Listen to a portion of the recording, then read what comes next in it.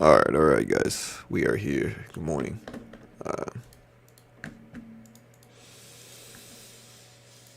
All right, so look at Nvidia, man. Nvidia is churning up. It's at 130s. This is the first time it's been this high in a long time. You know, Nvidia pumping up this morning, honestly.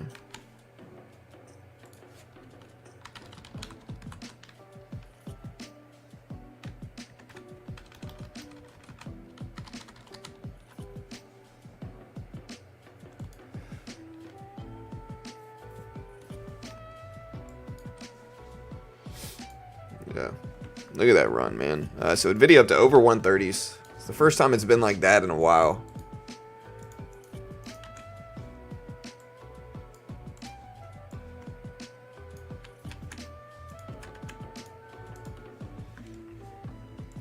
Let's take a deeper look at everything here. So yeah, so again, you can kind of see everything rolling this morning, mostly driven by Nvidia. We're gonna look up some more stuff here.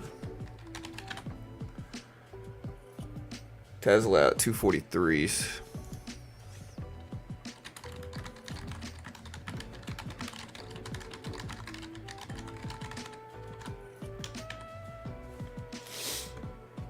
All right, so just initially here, we're going to break down some of the big stories.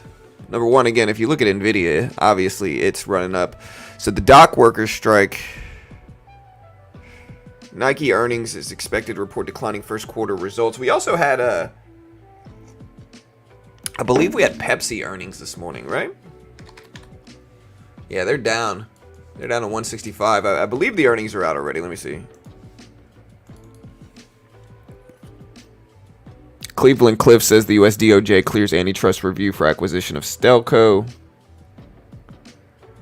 PepsiCo posted 231 EPS versus 229 expected, so higher than expected EPS. Revenue of 23.32 versus 23.82 billion expected. So they had worse than expected revenue is for Pepsi. So Pepsi had worse revenue than expected. Yeah, I'm kind of bummed, bro. I was planning to go to Disney World this Thursday. So my whole family was going to go to Disney World this Thursday. And yeah, unfortunately, this hurricane put a damper on that. We're not going to be able to go. We're going to, we had to cancel our trip. We were going to go to Disney World and be there all weekend.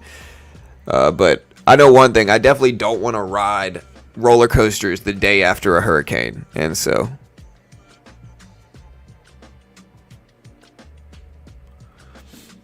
yeah, yeah. So Uber has begun a 18 shuttle service between Manhattan and LaGuardia Airport, according to the Wall Street Journal. It's kind of like their own taxi service. Honeywell announces a plan to spin off advanced material business to shareholders. They're on pace to deploy $25 billion through 2025. A spinoff transaction will not impact fiscal year guidance for the 2024. Lyft also said they're going to improve earnings for drivers on their platform by paying more for going out of their way for a ride and for those that are at least 5 minutes longer than estimated, according to Reuters. All right, so Morgan Stanley putting out some interesting stuff regarding Nvidia and the Blackwell chip. They said they're constructive on Nvidia. Says the Blackwell chip production is poised to outpace Hopper in quarter one of 2025. The notes are in recent interviews with the CEO, who said demand for its next generation AI chip Blackwell is, quote, insane, according to MS checks of the GPU testing supply chain. Blackwell chip output should be around 250 to 300K.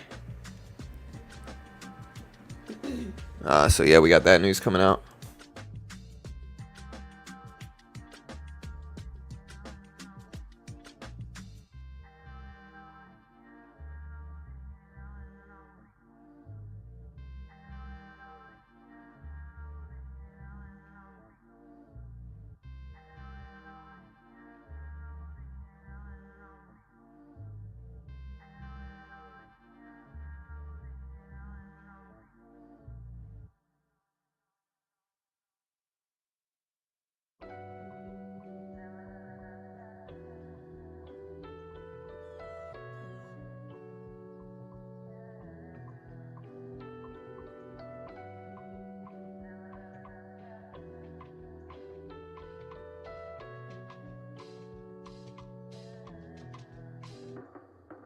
All right, guys, sorry. But yeah, Pepsi basically had lower revenue than expected. They said inflation and higher borrowing costs over the last few years continue to impact consumer spending. They said that inflation and higher borrowing costs, yeah. So they restated that. Let me see if we got any more info.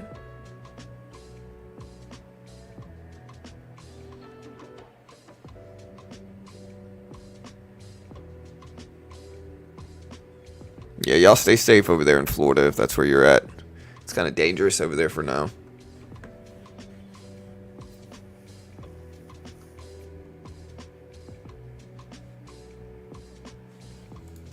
Yeah, I mean, Honeywell, I like Honeywell stock. They're up a lot today, too. They're up to almost 210.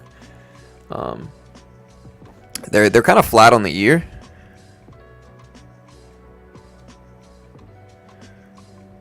Yeah, I don't drink Coke or Pepsi anymore either. Like, the closest thing I'll drink is like, I'll drink like organic Pepsi, or not organic Pepsi, organic, I'll drink like organic cola. So a federal judge orders Google to open its Android app store to rivals. That news is coming out. DocuSign is going to replace MDU resources in the S&P Midcap 400. So DocuSign is going to replace MDU. S&P Dow Jones Index is a division of S&P Global, said that DocuSign will replace MDU Resource Group, which is MDU in the S&P Midcap 400, and MDU Resource Group will replace Chewy's holdings in the S&P Small Cap 600 effective prior to the opening of trading on this Friday. So that's news. There's not a lot of other stuff out today, to be honest. It's a little slower. We're still looking up some news and all that stuff, but I just don't see too much out right now.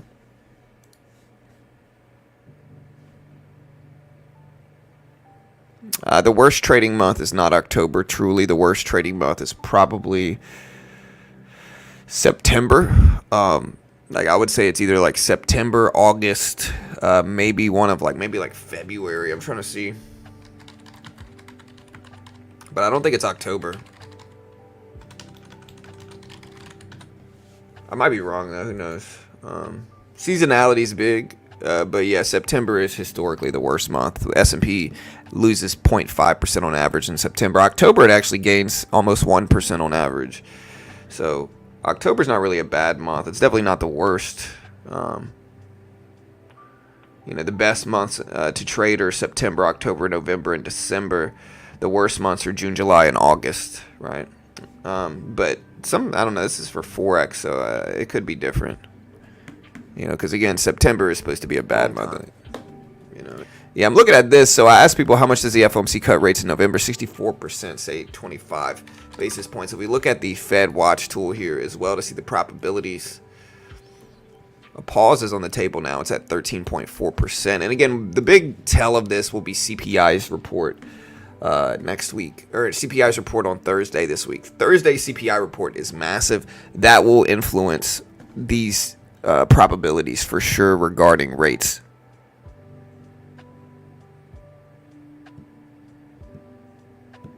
Yeah, the labor market, very strong, very strong.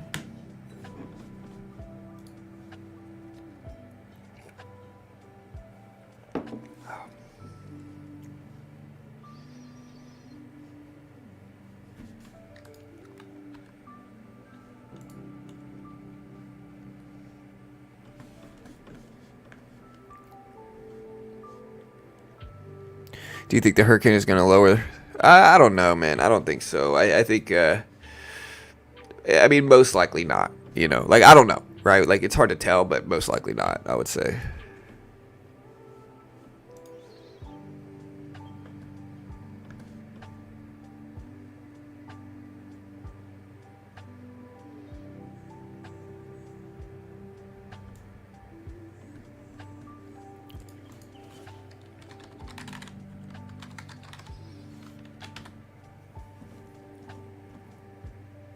Category 5 is what this is going to turn into. It weakens slightly to a Category 4.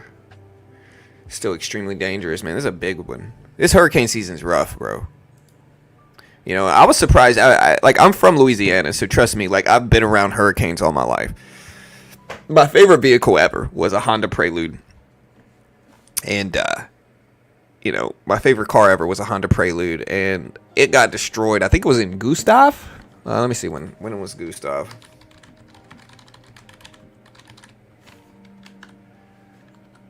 Gustav was 2008. Yeah, so my favorite car ever was a Honda Prelude. Hurricane Gustav destroyed it. Took it out, basically. We ended up getting it rebuilt, but it was never the same. It was never quite the same.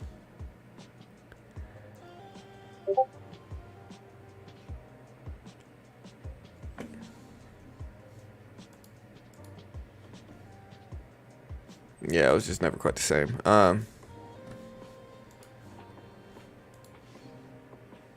right, so Samsung expecting a nearly $7 billion quarterly profit. Normally, a company reporting a nearly fourfold increase in its operating profit is a cause for celebration, but Samsung, which accompanied its profit, dropped 1.15% in local trading. Its profit forecast for the fell short of expectations. The company was hit by a one-off bonus payments. They also struggled to match some of its rivals in chips for Samsung, so that's causing some stuff. But yeah, I'm trying to see Hurricane Milton, the tracker here. There's so many advertisements on these freaking stupid websites. I just want to see a tracker. Like, I want to see something where I can look at where it's at, look at where it's going, not some big news story.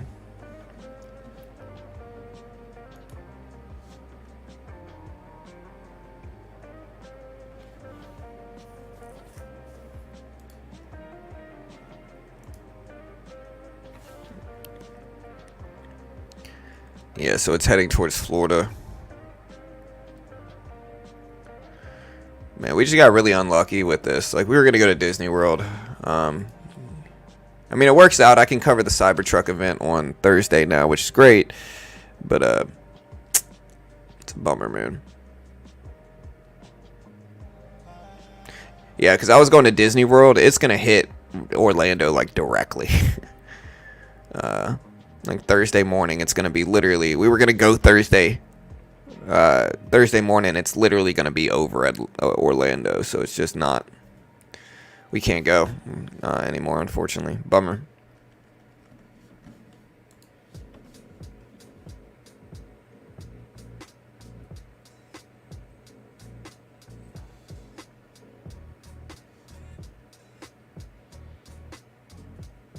Rivian found floated away after water came down. It was perfectly fine to water intrusion. Yeah, Meta's winning the tech race. Yeah, Meta's gone really well. They've done really well. Meta up to 603s. You know, which is interesting because Meta just a few years ago was under $100 a share. It was at $88 a share back in 2022, late 2022 even. So like 2.5 years ago, Meta has had some of the craziest gains in tech. Some of the craziest gains in tech. And this is my point, right? Like, the question you have to ask yourself is this. With charts like Meta here, right? Here's Meta. You know, people always get weird if I try to buy up a tech stock. Like, for whatever reason, people always try to short blue chip healthy companies. I never understood why. It makes absolutely no sense. I think they just want to be contrarian or they miss out on moves. But, like, imagine how profitable it would be to buy up this dip. Right, you can find tech stocks that are healthy, that are extended on the downside, and get massive gains if you time it right. Now, the key with everything, I think, in trading is to just wait for your opportunity. You know, time, like, you got to wait for the right thing. You got to wait for the right move. You have to wait for the opportune time, and it's not always going to be there. You know, you make a lot of money in trading through being patient and waiting. And so that's what you got to do here. You got to just wait for the right moves. And to be fair, I didn't even think Meta was good when it was under $100, but I did make some when it was at 400s.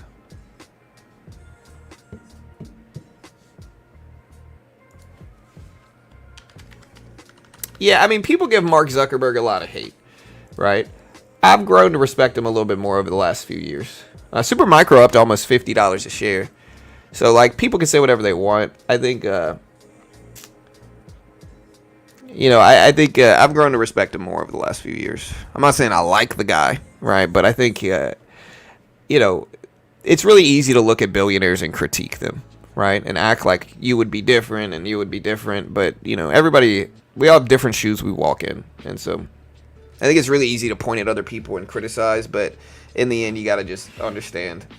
People are different, man. I think Meta, he did a very good job, right? Like, I was talking about this yesterday with my wife. But businesses, you got to take risks, and you're going to try different things, and things are going to fail. Mark Zuckerberg tried the metaverse, right? And at the time, it seemed like the metaverse was going to be a big thing. I was never a big believer in it in terms of like that. I never really wanted to buy any property in the metaverse or anything like that. It just seemed like something, like it seemed like a waste of money, right? Like you had people that were buying up these ridiculously expensive plots of land in the metaverse, and there's all these different metaverses, and so they think they're good metaverses or whatever. And that just never looked like the smart move, right? Like that, the likelihood that that was going to take off, I think, was very low.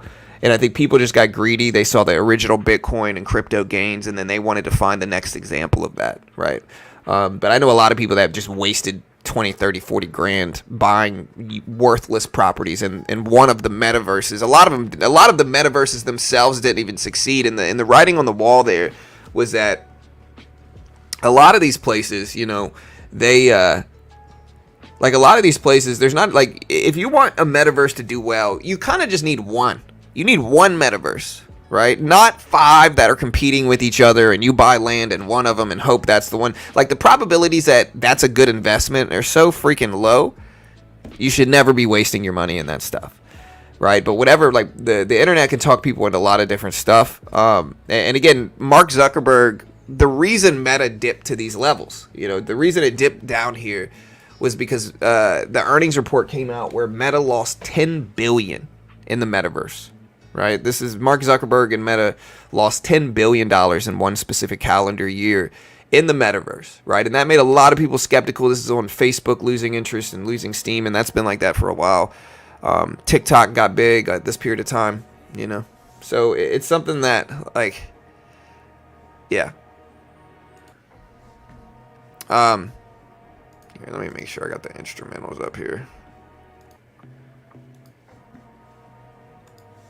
But it ended up doing really well. And I think anytime you're in a business, you got to take risks, right? They say 1 out of 6. 1 out of 6 businesses succeed, right? So just 1 out of 6, and this is the problem. I talked about it yesterday. I'm gonna reinforce it today. 1 out of 6 businesses fail, or 1 out of 6 businesses succeed. And so the problem is that people try one, and then they fail, and then they never try again, and they live the rest of their life working a corporate job, right? Like that's what happens. They try one time, they fail, they live the rest of their life working a corporate job. Where it's going to be a much better thing to, you know, you got to have an income producing source, right? You have to have something that produces income. But with that in mind, you got to keep trying. You know, you keep trying. Eventually, one of them, if just one of them sticks, then you can make income for the rest of your life off of it. You just got to try. And yeah, the smart people, they're going to do a little bit better than 1 out of 6, I think. But, you know, I lost last year as an example. I've been doing my taxes. I lost about $14,000 on a software last year. Talked about this yesterday. You know, AI just kind of evolved too quickly for the software, and we had to scrap it. You know, and yeah, it's a write-off, so it's okay. But that's how it goes. You know, I'm definitely gonna try something else eventually, and we're still trying stuff now. I'm building stuff right now. You know, you gotta always. I like building stuff, and I think you have to have the right personality for it. But yeah.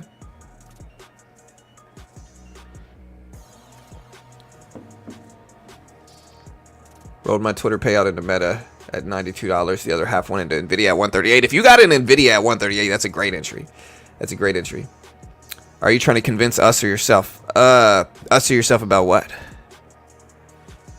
Finally just decided to start recurring. Yeah, that's probably a good move. Just kind of slow and steady. Again, investing's the move, right? Investing is what you want to do.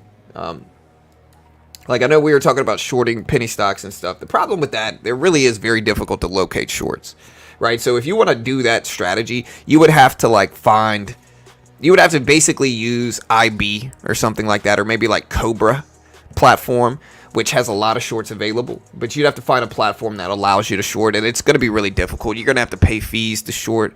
It's going to be really hard to find and locate a lot of those.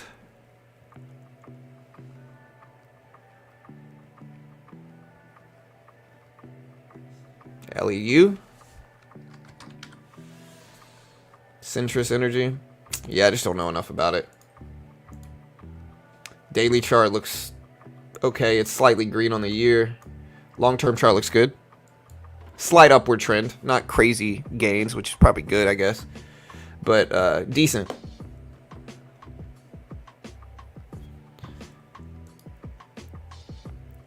Nvidia ran, yeah. So Nvidia's up to 130s, man. This is the highest Nvidia's been in a minute.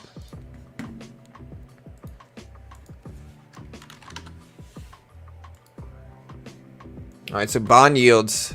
Again, the big correlation that we've seen recently is, again, as bond yields go up, right, as interest rates go down, as they go down, yields go up. Or no, I'm sorry. Prices of bonds go up and yields go down. So as interest rates go down, yields go down with it. But the price of the bonds go up. So this is the correlation with treasury bonds. As interest rates go down, yields go down with it, right? Price of bonds goes up, yields go down. And so what's happening right now, economics-wise, that you see in bonds and treasuries and interest rates, is now this is less severe, right? Like, so interest rates are going to be dropping because of the payroll report less. You know, there's less likelihood of like a big 50 basis point cut and more likelihood of a lower or a smaller 25 basis point cut. Basically, interest rates are going to be dropping less quickly. And so what does that mean for bond yields? That means that bond yields are going to be dropping less quickly as well. And so bond yields might go up from it, you know, if that makes sense, right? Basically, a lot of stuff's baked in for like aggressive rate hikes. At least they have been since the Fed's pivoted to rate cuts.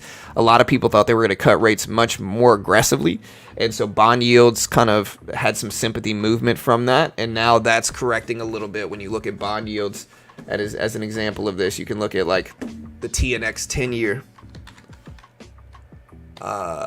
Yeah, you can look at the TNX 10-year and you can kind of see over the last 3 days since this kind of dovish sentiment changed, what's happening to bond yields. Bond yields are spiking. The 10-year bond yields over 4% now. And so here's 10-year bond yields.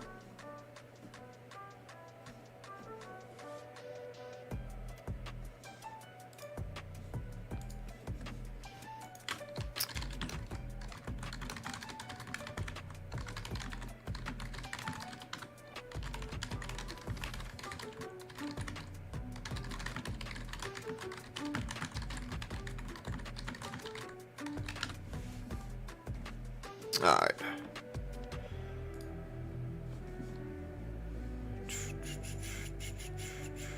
Q seems to be following Apple more. Yeah, so again, it's definitely following Nvidia at least a little bit. So Nvidia's up a lot. I'm still trying to see if there's a reason for it. Yeah. So looking at the Nvidia chart here. And again, this is like it's kind of crazy because you get people that are so biased about all this stuff that like they're mad about higher payroll numbers. They just can't believe higher payroll numbers. You know, they're getting upset that like the economy is stronger than, you know, they've been being told, you know, and you know, it kind of boils down to like it's an election year, you know, everybody wants to say the economy is so weak and all this stuff. Yet payroll numbers show the opposite. And again, I've been saying this, if you guys remember, man, like despite the haters, despite the backhanded comments, despite all of this stuff, you all know I've been saying the same thing that's been going on. That's been proven now with not only economic reports, but also Fed decisions. I've been saying the same thing for a year straight. And what I've been saying, maybe not a year straight, maybe like 8 months, 7 months, 6 months. What I've been saying is, number one, we do not need to cut rates super aggressively. That's a bad move. It's going to cause the economy to heat up too much to a point in which inflation might spike again. And the number one enemy of everybody here in the US is inflation right now. You do not want inflation to spike again. That's a problem. And so now we're seeing the Fed pivot to that mentality where, hey, you know, payroll numbers are too strong. Oh no, let's not cut rates super aggressively now because we might get inflation problems. And so you're seeing that type of behavior now. we're also seeing, I've told people this before, a lot of people have been screaming recession, recession, recession, recession. They've been yelling it over and over again, mostly because it's an election year and there's a lot of bias and, sentiment in that way floating around. And again, I've been telling people the economy isn't necessarily weak, that the big risk is inflation. It's the other side of it. It's too hot of an economy right now is the risk. And again, that's what we're seeing in this ridiculous payroll number report that we saw last week on Friday. What did we see on payroll numbers? We saw payroll numbers show up way more than expected. Way more than expected. Payroll numbers showed up at 254K versus 150K expected. And so, yeah, this is something that I've been telling you guys for 6 months now. And again, you got to take yourself outside of political news, right? None of them are fair and balanced, right? Like, none of them are, okay? You have to look at the numbers. You got to look at what's actually going on, not what one side wants you to think, what the other side wants you to think. All of that's nonsense. You got to look at what's actually going on,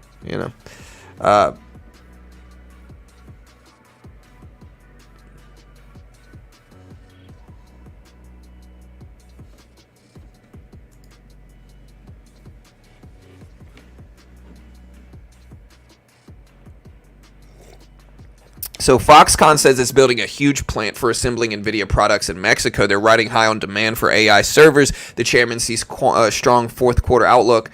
What stock is it? Foxconn. I was going to type it in as a FO. Okay, so it's just 1X. Foxconn. So this is a penny stock, though. Yes, this is a penny stock. Wait, is it Foxconn?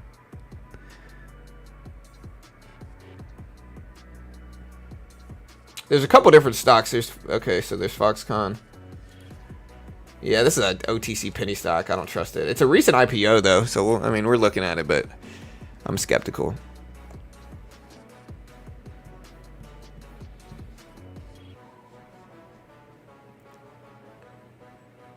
Oh no, regular people are getting paid too much. Yeah, but you're missing the point. The point is that realistically, you got to look at it in terms of, it might not necessarily mean regular people are getting paid too much. It means that prices are going up for the things that regular people buy, and the prices that the salaries that they're getting paid might not necessarily follow suit. And so what it means is more expensive things for everyday consumers. That's what it means. And I think that's a problem. That's not what you want right now. The issue is, generally that's good, right? But the problem is that we've had such big price increases over the past 4 or 5 years that it's just not sustainable. If we continue on this path, very quickly will 100K is not super, again, $100,000 a year used to be a flex. It used to be something that people were like, ooh, I make 100K, and people were like, dang, 100K, wow. Right? Like, now it's not like that anymore. And again, if it continues on that path, very quickly we'll see 200,000 in the same position, 300,000 in the same position. Like, imagine saying, this is very plausible for the future. Imagine saying you make 300K and that not being super big deal, right? Like, that not being a lot of money. That's 30K is, or 300K is a little bit less than 30K a month, right? That should be plenty, and it is, to be honest, right now. But if we continue on this path, it's just not sustainable. It won't be, and that's not what anybody should want. Low interest rates aren't always good. The problem is you get a lot of people in the real estate industry that pressure people to push for low rates, right? Because they want more business. The lower rates are, the more business they get in mortgages and real estate and all this stuff. And so they're the really ones pushing, yeah, cut rates. We need it, guys. We need it. Cough, cough, help our business, But it's not always the best move.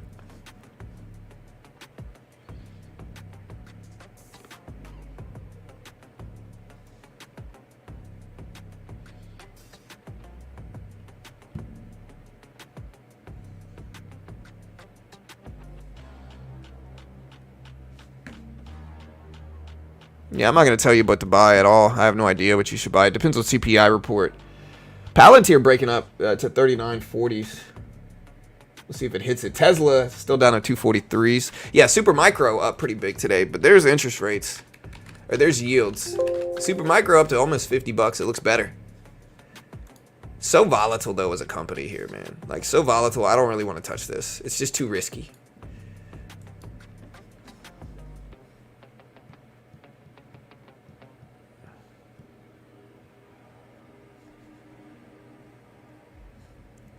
All right, guys.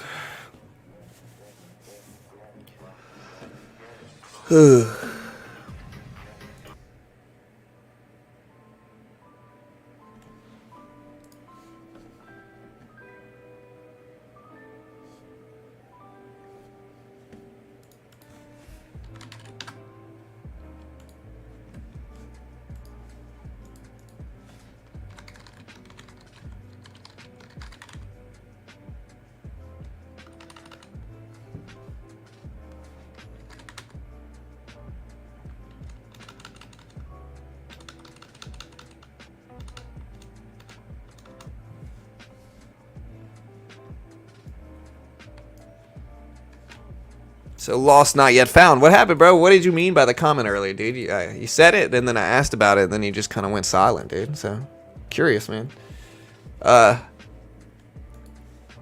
According to Cerebus, this architecture allows WSEs to achieve 10 times faster trading and inference than an 8 GPU Nvidia system in a recent. Yeah. We'll see, though. There's a lot of hype. Like, of course, companies are going to prop themselves up in that way. We'll see if they follow through with it. Time will tell. Hey, what's up, Tiny? Happy Tuesday. That's right. Yeah, I'm seeing does Cerebus have a company? Or is it still too early? Alright.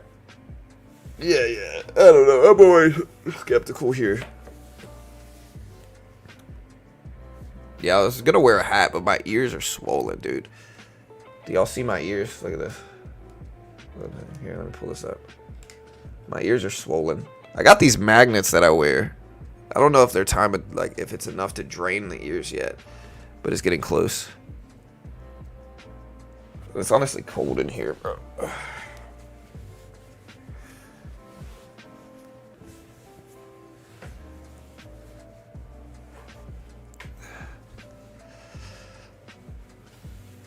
Yeah, my family and I just watched the Back to the Future, the trilogy. We just watched the Back to the Future trilogy.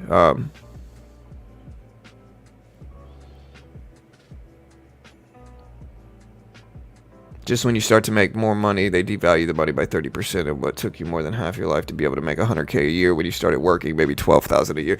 Yeah, for sure, right? And that's the problem. Everybody should fear inflation in that way. Like, listen, mortgage brokers, lenders, and real estate agents have had their time in the last 15 years. They really have, right? And again, I just bought a rental property. So this is like me arguing this is actually going against something that's going to benefit me. And so, but that's how you know I'm being honest, because even though what I'm arguing goes against, like, I just bought a rental property. In theory, I should want rates to go down. It'll benefit real estate prices and push prices higher and higher. That's great, right? Like, that's what I should want. But I still think, number one, the real estate investment is going to be a good long-term investment regardless of short-term swings. And when I say short-term, I mean like 5 to 10 years. But like what people have to understand is that real estate's up 70% in the last 5 years. You know, it doesn't really need to continue pumping up at those crazy high levels. And inflation, the problem with inflation and how it affects everybody is, again, this is something I said yesterday, I said it the day before, I'll say it again. When inflation gets worse, expenses go up for landlords, right? And when expenses go up for landlords, what do? They raise your rent. Your rent goes up too. Your rent follows it because they have to be able to pay for those expenses. And so inflation's not good for anybody here. You know, I mean, it's good for the economy, I guess. In theory, it's good for the dollar, maybe, but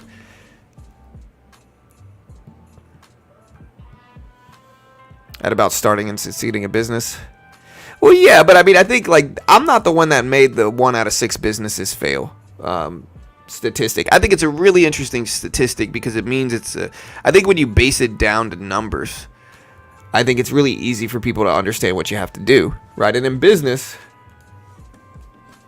you know, the main problem with most people, including myself, is that you don't actually jump to start the business. You know, so the main problem is like if 5 out of 6 businesses fail, then you know what you got to do. You got to keep plugging away. Then you need to start, you know, you need to go with 10 different businesses over a 5-year period. Try to start 10 different businesses. That's a new business every 6 months. in theory, by 5 years passing, you should have at least one business that's successful, that's producing income for you, and then you can use that and use that to build other businesses and rinse and repeat and rinse and repeat. And I think that's the way that entrepreneurs do it. You just got to be careful. There's a common trend here, right? The trend is people get stuck listening to the internet too much, and so one thing that you hear on the internet is start a bet picking service, drop ship, Amazon FBA, right? Like those three businesses are ridiculous. They're ridiculous, right? You're never going to freaking succeed at those businesses. Not really. At least the barrier of entry for those businesses, the barrier of entry for success, at least, the barrier to success, I should say, in those businesses is so unrealistic. Like you're never going to be able to have good odds starting those businesses. But those are the businesses that are preached to young people. When you search for starting a business online, those are the businesses that pop up, and they're just not the ones. I'm here to tell you, they're just not the ones. They're super saturated. Everybody online is trying to do it. If it really was like that, you wouldn't see so many people selling courses on it. They would guard that knowledge. It's just something that you got to think about objectively. I would argue that only the minor expenses of being a landlord is affected by inflation, assuming you have a mortgage on your rental property that is not affected by inflation. Well, I mean, think about it like this, right? The price of wood goes up 7.5, right? The price of wood goes up. When wood goes up, what do contractors do? When you got to get drywall, you got to fix your deck in the back, right? Price of wood goes up. Contractors are going to ask more for it. When contractors ask more for it, who pays for it? Landlords do. When landlords pay for it, what are they going to do? They're going to bump your rent up.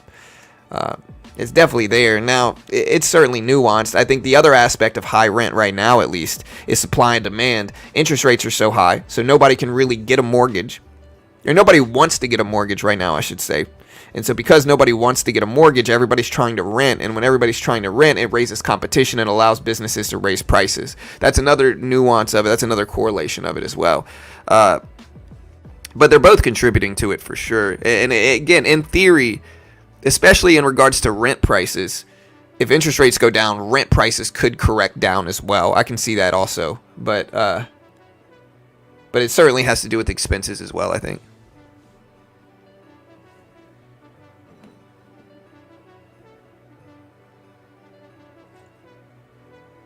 Oh, it's definitely a lot more responsibility.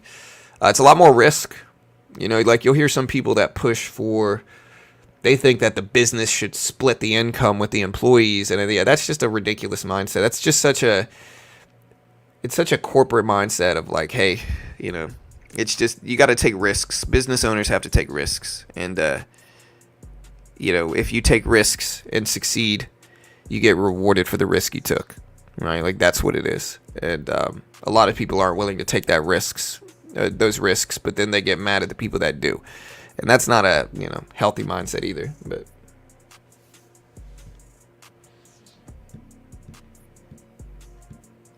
yeah, again, a lot of people starting business, you just got to think, right? Like I know a lot of people that try to start a lot of different businesses that were never going to be feasible. They were never going to be feasible, right? Like the location matters, and so if you pick a location that's in like a super low traffic area, it's going to be hard to succeed.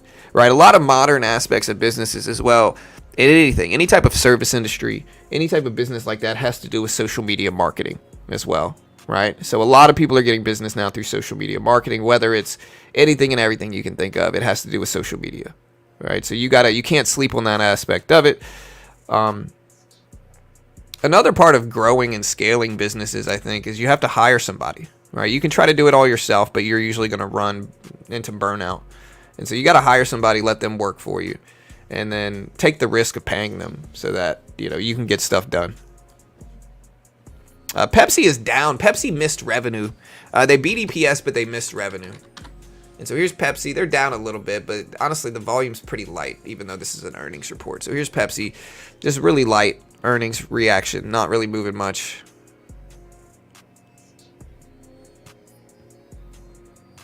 Where I live, I feel corporate landlords are increasing their rent more than inflation. Well, corporate for sure, right?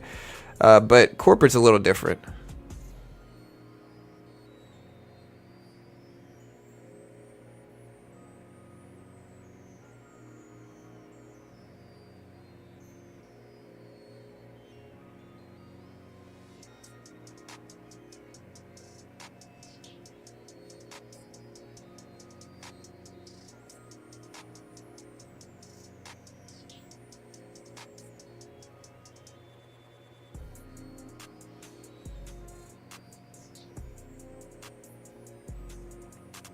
I got my money in cola. How would Pepsi reflect towards cola? I'm not sure what you mean by that. Great.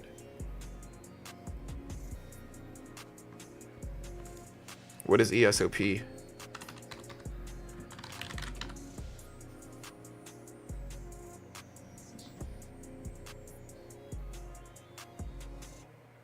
Yeah, explain what ESOP means. I mean, I see an employee stock ownership plan, but I'm not sure what that means, really. NQ Delta in a free fall, but not price. Yeah, the NASDAQ, it's trying, man. It's up to over 20K. It's right around 20.1 thousand, so that's good. Supermicro up a lot. Nvidia up a lot today, too. Oh, you mean KO? You mean Coke? Yeah, I mean, you know, a lot of these are seeing downfalls,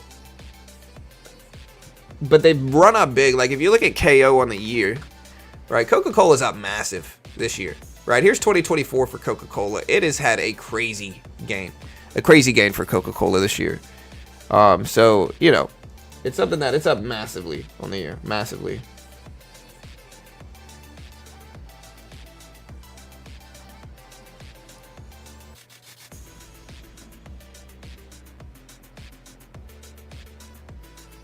They offer shares to the employees based upon the profits of the company. Well, yeah, I mean, I'm not saying that's not successful. Something that I see a lot, like I see this argument where it's like, say you work at a pencil company. I've seen this argument. You work for a pencil company. The employee of the pencil company pays the people who work there. I see this argument, well, like the people building, the people working in manufacturing of the pencils, it should be their company, right? And it's like, no, like it just doesn't make any sense. And again, people underestimate the benefits of capitalism. Like, capitalism allows you to have very high quality of living. It really does, right? Is there corruption? Absolutely, there's corruption, right? But there's corruption in everything and anything you do. No other option is going to be corruption free. At least with capitalism, you set a standard. You let people work towards something, you know, and the people that get power eventually have to work for it most of the time, right? Versus other forms in which they're just kind of blindly given it, and then there's problems and they don't respect it as much, and so there's more corruption in those situations than, you know. And again, I'm not purely capitalistic. I think college should be free. I think healthcare to a certain extent should be free, and I think there should be better forms of it, but that's a different topic that, you know.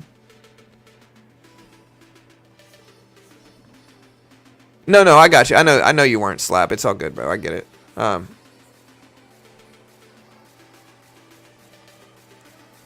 Delta stock. I know Delta is DAL. It's been a pretty good year. It's gone up a lot. Why did the market dump so hard yesterday? Because, yeah, I don't think we have anything big today either. I don't think we have any big 8:30 data today either. Oh, we got import-export prices. I didn't realize that. We do have import-export prices. Not really a big report. We got the good trades balance. We'll cover it, I guess.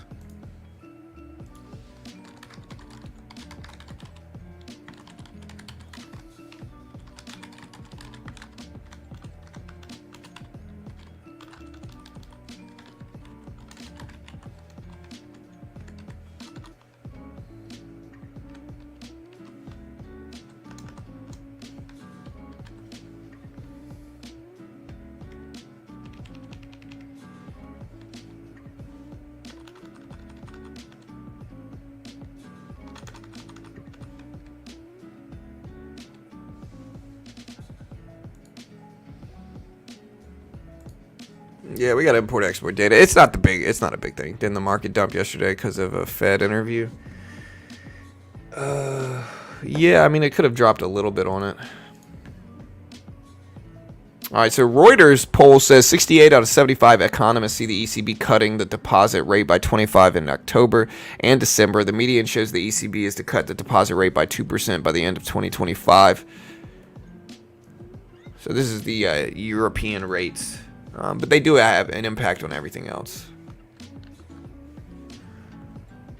So you can kind of see that there now too.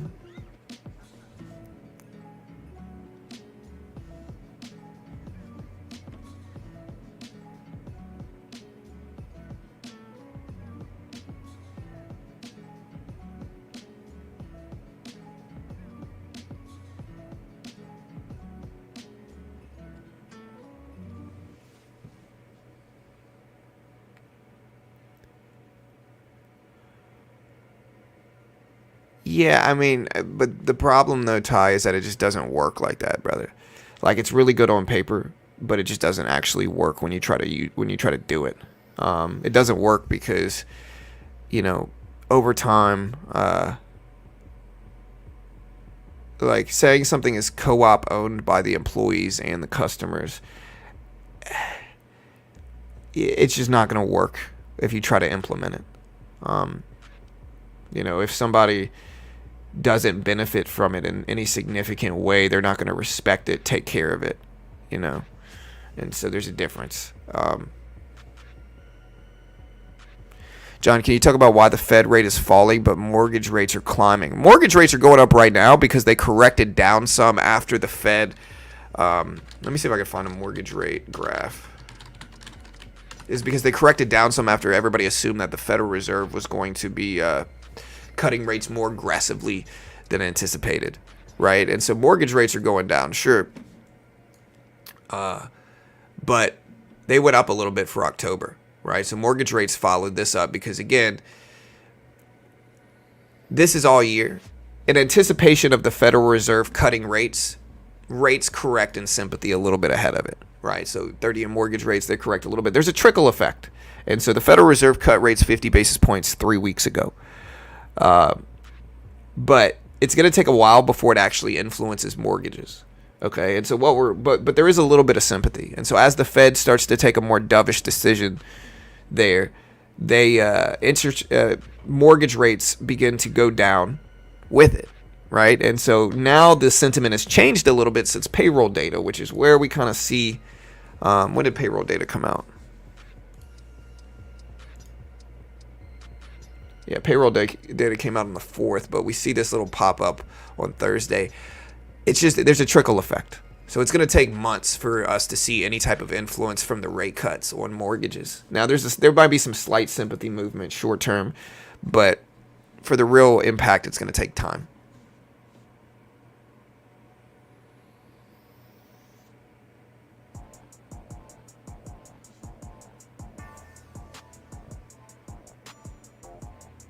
Indexes drop on U.S. Treasury yields yesterday. Yeah, and yields are going to be going up because when interest rates drop aggressively for the Federal Reserve, bond yields increase, but when interest rates drop, bond yields decrease and the price increases.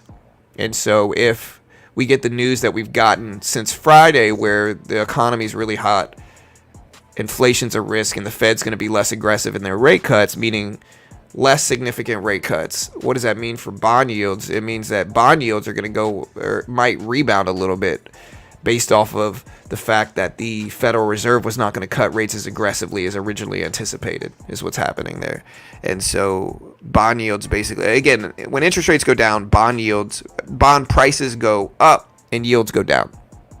If rates aren't going down as much as expected, then bond yields aren't going down as much as expected, and in turn they might increase a little bit, if that makes sense.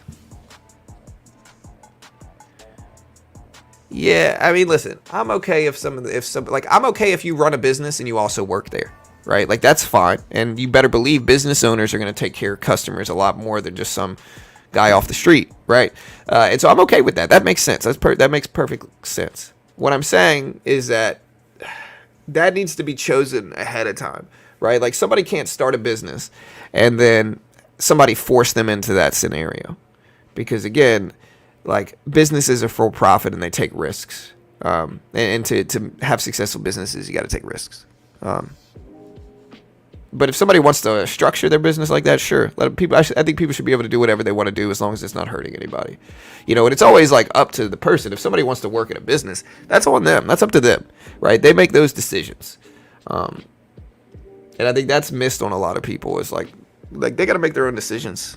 People make their own decisions regarding where they work, who they work for, what businesses they work for. And that's life,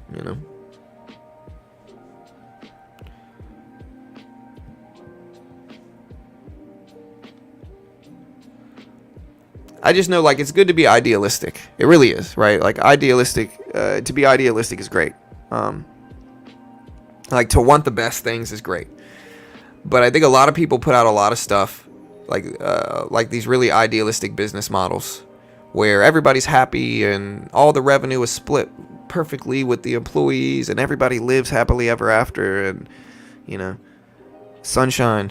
But the problem is that when you try to implement a business like that, it's usually not as easy. And again, you kind of see it in regards to like communes as a good example of this, right? Like communes on a very small scale work great, I think. Like they work great, right? Everybody takes care of themselves. They're beautiful. They really are at a small scale, right? If you make them big and you got thousands and thousands of people under that type of structure, it's not so beautiful, you know? And I think that's something that we see, you know, it sounds great, but it's just not implementable without massive flaws, I think. Yeah, I do see a lot of stuff about stuff overseas falling big.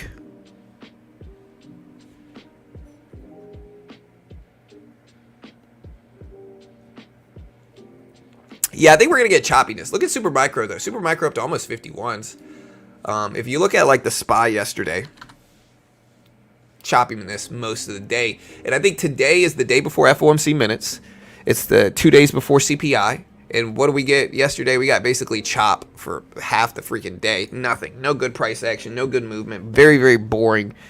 Very, very neutral activity. And I think as we get closer to CPI, we'll probably see more of this. Yeah.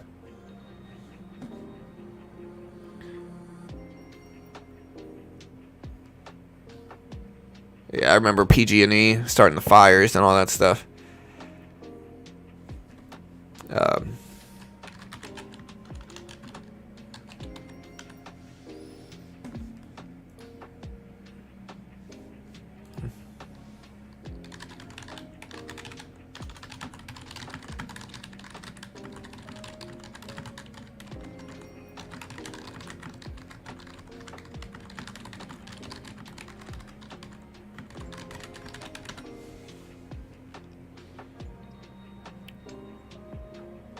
All right, so the Shanghai Stock Exchange Composite Index. Let's take a look at.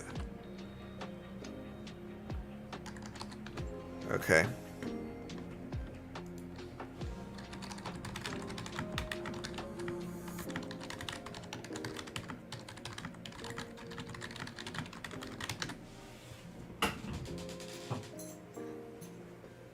Hey, bro.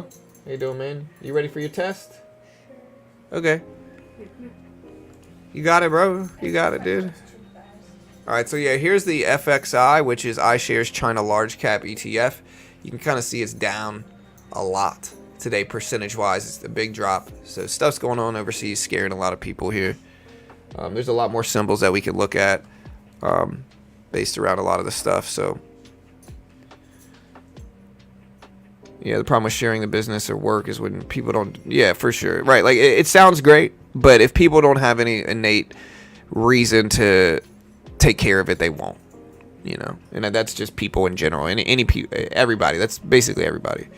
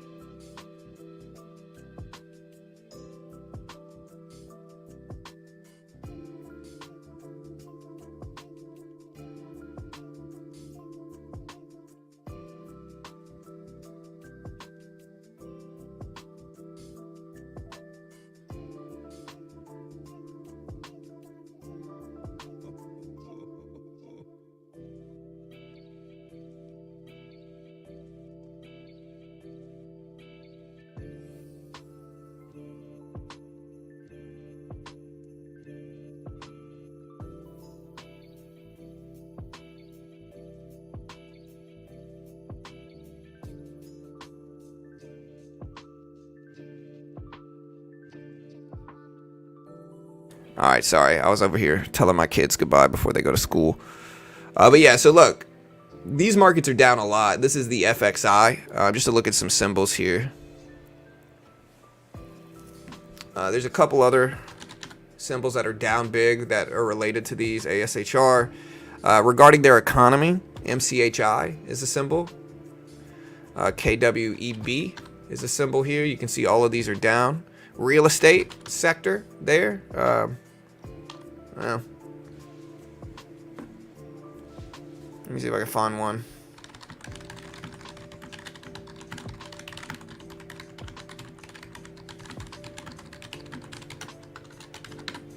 I'm trying to see if there's a working symbol to gauge the real estate levels overseas. No.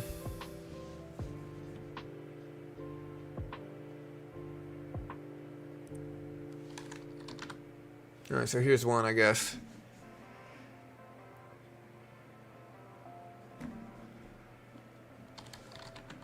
There's REET. I'm looking at V and Q. So yeah, a lot of stuff struggling over there. Look at super micro pullback heavy here. There's the SPY. SPY's up today though. It's up to almost 570. It's still pretty close to lifetime highs.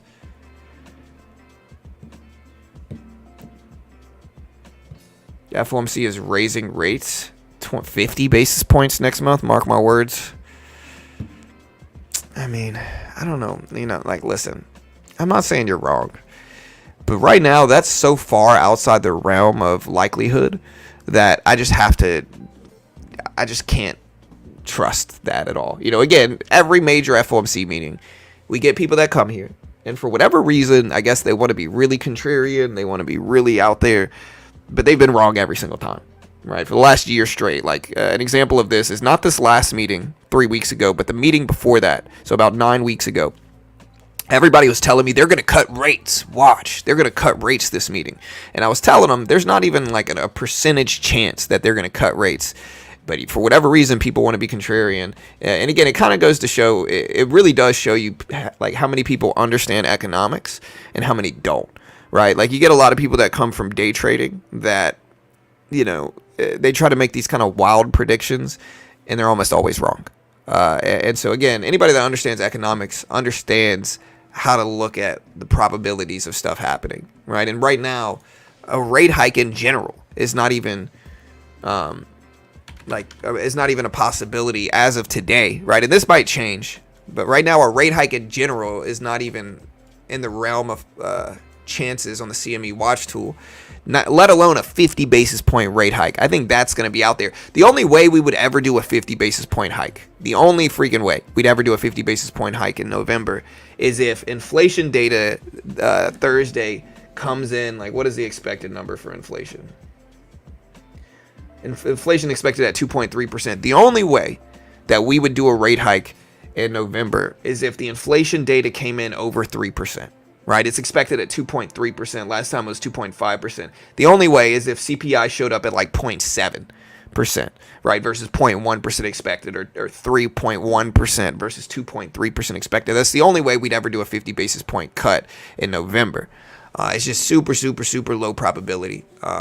You know, again, even if we do a rate hike, even if we do a rate hike, it's almost certainly not going to be 50. They're going to ease into that. They're not going to raise rates 50 basis points, 0.5%. They're going to do 25. And again, if you're one of these guys that are out here predicting these things that are just super outside the realm of possibility, you got to understand, FOMC meetings, the rate decisions are very, very, very predictable. In terms of, like, if you look at, I've said this last meeting, but if you look at the CME watch tool 30 minutes before the decision, you know what they're going to do. You know, again, you know what they're going to do. This last meeting, I told you they were going to do 50. 30 minutes before the announcement, they did 50. The last meeting before that, I told you they were going to pause again. They paused again. The meeting before that, I told you they were going to pause again. They paused again. These are very, very, very predictable things. You just got to understand where to look. But a rate hike is super unlikely. A 50 basis point cut, even more unlikely.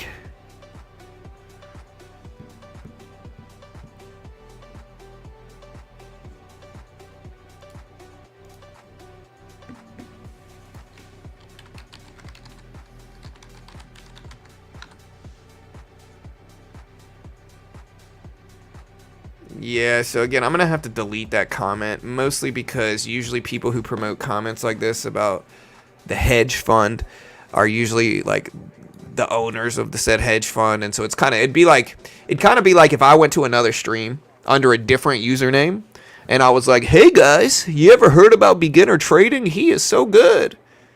Cough cough youtube.com/beginner trading. Cough cough cough. Right? Like that's what these comments are. Anyways, buy Baba. Yeah, Baba I'm sure is down a lot, right? Based off of that's one stock I forgot to look at. But I would buy this. The problem is that they're up from $85 all the way to $120 in the last 2 months. That's a pretty big increase, man. I'm not really trying. Even with them down such a big percentage today, they're still only down to this level right here. They're still only here. And this is, look at the increase that they've done over the past 2 months, right? Now they're right here. So that's not a big enough pullback for me to want to buy into. Maybe it bounces, but if it dipped to like 90, 95, sure, I might want to buy that dip. Just it dipping here is not a strong enough pullback for me here for Alibaba, unfortunately. Again, that's just me. I might be wrong. It might bounce back. I just don't trust it enough.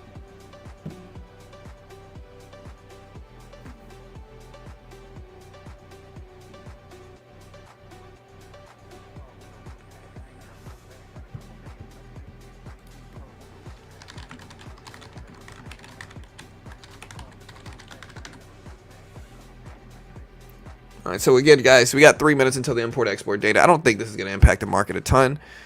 But today, they saw stock surge due to positive sentiment about Beijing's recent stimulus measure. Oh, wait, no, that's wrong.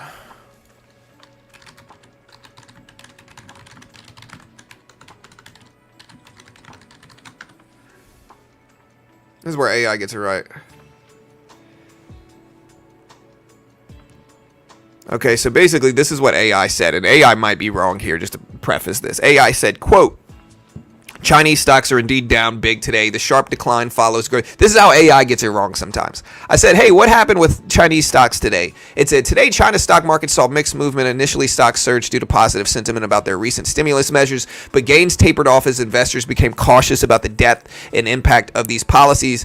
They had previously surged 30% in October, largely driven by 1.8 trillion into Chinese and Hong Kong stocks, but there are big concerns about whether the rally is sustainable without further fiscal stimulus. Goldman Sachs remains optimistic, predicting another 15 to 20% upside for Chinese equities, driven by low valuations and potential economic recovery due to policy measures. However, challenges as low consumer spending and struggling property markets are still a big concern. And so, yeah, they're down big after ongoing struggles in the real estate sector and worries about the recent stimulus. Investors remain weary despite a recent rally as underlying economic challenges such as high levels of debt in the property market and weak consumer spending continue to weigh heavily on market sentiment. Big drop after initial surge in response to their policy. So basically, they were stimulus measures taken, and some people are fearing the markets here. Again, I'm going to put up the SPY. We got the import-export data coming out right now, and so we'll cover it. It's not a huge report, but we'll cover it nonetheless. Yeah, you're actually, the first time I read it, I thought that it was saying that those markets were up, and so I skipped it. But reading back, it was actually correct. So that AI report was actually correct. So good job, AI. You're getting better. All right, guys, we got 40 seconds here, 40 seconds. I'm going to throw it in the sub-only mode as well here, guys. So if you haven't already, hit the subscribe button, hit the notification bell. I appreciate it. Yeah, was I a little loud? I'm sorry. I'm trying over here, guys. I'm trying. All right, so today is Tuesday. Import-export data is about to drop. Expectation is minus 70.1 billion. To explain this here, exporting more than importing is always good, right? And so we're exporting much less than we're importing at minus 70.1 billion. That's the trade balance data that drops today for August. So we're looking at it, but this data is about to release right now. It came in at minus 70.4 billion, so a little bit lower than expected at minus 70.4 billion for import-export data. I'm looking at markets. I don't think it's going to affect us a ton. I'm also going to put up like the Dixie, maybe gold might be impacted the most by these import-export prices. Dollar index is up a bunch today as well. Again, still reeling high after the payroll report on Friday.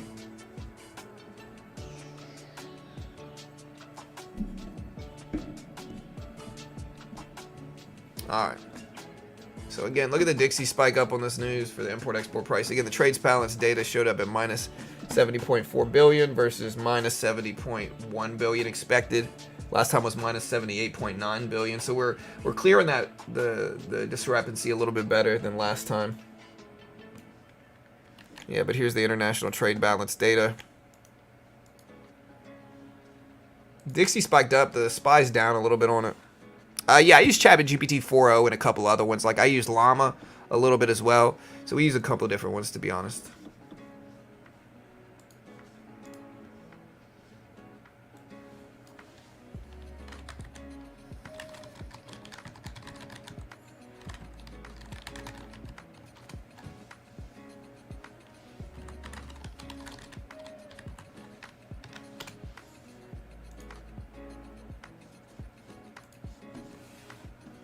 And if you haven't already, guys, again, we are going to be day trading on Topstep X today. Topstep X is a funded program in futures. This is the first plug I'm doing all day today, and I've been streaming for over an hour.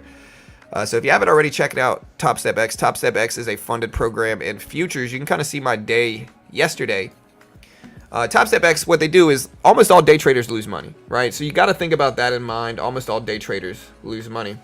Oh, here, there's the international trade balance. The good trades balance actually came in at minus 94.22 billion. I'm going to put this up on screen as well. But yeah, almost all day traders lose money. And so if you put up 5 grand, 10 grand, 20 grand, you're probably going to lose that. That's almost all day traders. Anybody telling you the truth about day trading will be honest with you about that as well. And so in that regard, it makes no sense to risk thousands of dollars of your own money just trying to look cool on the internet. Almost all day traders lose. And so instead, try a funded account program. Topstep has some of the best rules in the game in funding. There's no commissions once you're on Topstep X. And so there's no commissions while you're trying to get funded on Topstep X, as well as like here's an actual funded account on Topstep X.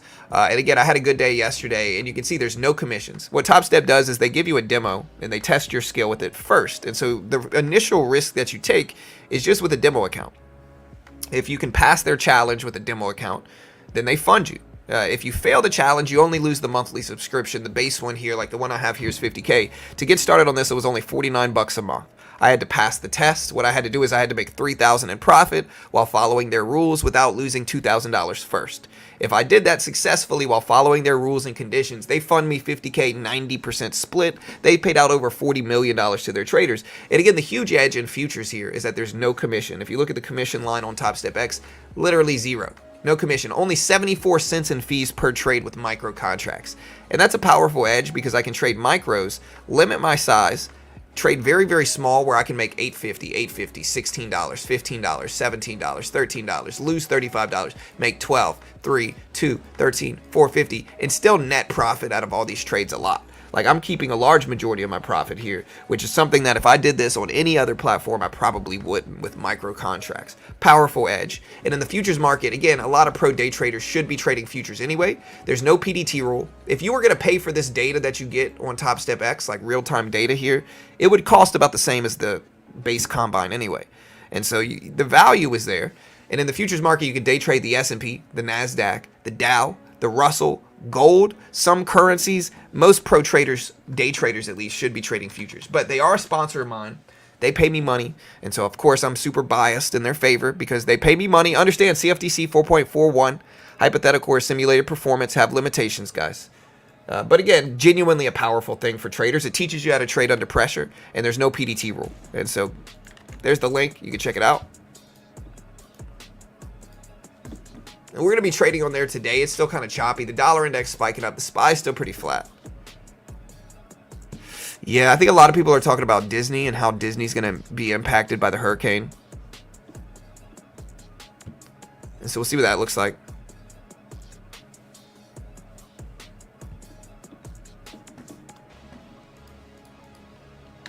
We got a lot of Fed speakers as well. So a ton of Fed speakers, to be honest. All right, so we got Bostic speaking today. We got Collins speaking today. Tomorrow, we've got Bostic speaking again at 8 a.m. 30-year mortgage rate. Last time came in at 6.14%. We'll see what that shows up. We got Logan speaking tomorrow at 9:15. We got Barkin speaking at 10:30. We got Logan speaking again at 10:45. We got FOMC member Williams speaking at 11.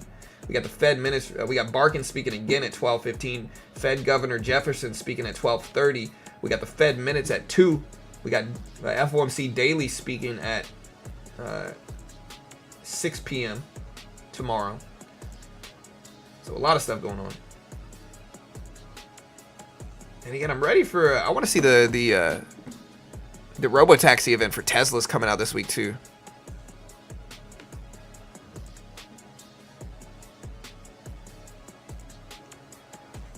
I mean, you can always reset your account. It's called a reset, Wilfredo. You can always reset it for the same price. For $49, you could just try again if you lose it. And most day traders lose. I always tell the people the same thing. Like, most day traders are going to lose money, right? Like, it's almost an inevitability. Like Thanos. Day traders are going to lose. It doesn't matter where you go. It's a lot cheaper to lose on topstep.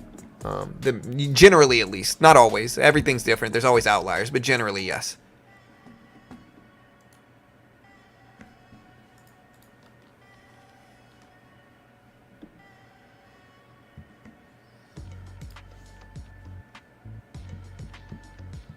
Nvidia at 130s, almost 130s.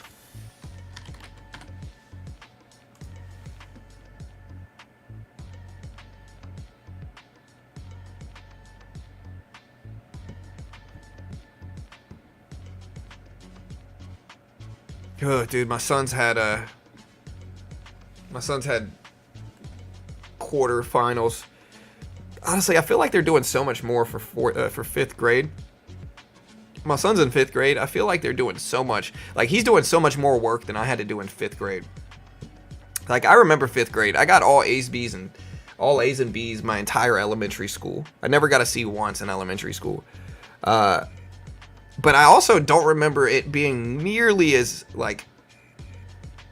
intense as some of these. Like, he's in 5th grade here. I don't know if it's just Texas. In Louisiana, you don't start middle school until 6th grade. So 5th grade's still technically elementary school. Elementary's kindergarten through 5th.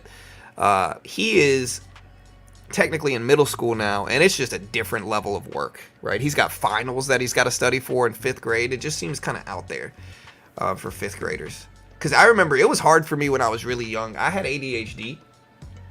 And so, like, and again, I think you get a lot of people that claim to have ADHD, but they really don't. They're just not focused. There's a difference between just not being, like, not focusing, not wanting to do something, versus hyperactivity, right? Like, hyperactivity is a different thing. And, you know, like, my son will get, we've talked to his teachers, he won't sit down in class sometimes. He'll literally stand up the entire class. He can't sit. And the whole class is looking at him funny because he literally won't sit down. And so there's a difference. And I think I didn't get better at it until I was 6th, 7th grade. Like, 6th and 7th grade got a little bit easier, I remember. 6th grade was hard, but that was where I went to school. 7th grade is where it got easier, you know. Socially, in school, all that stuff was easier in 7th grade, but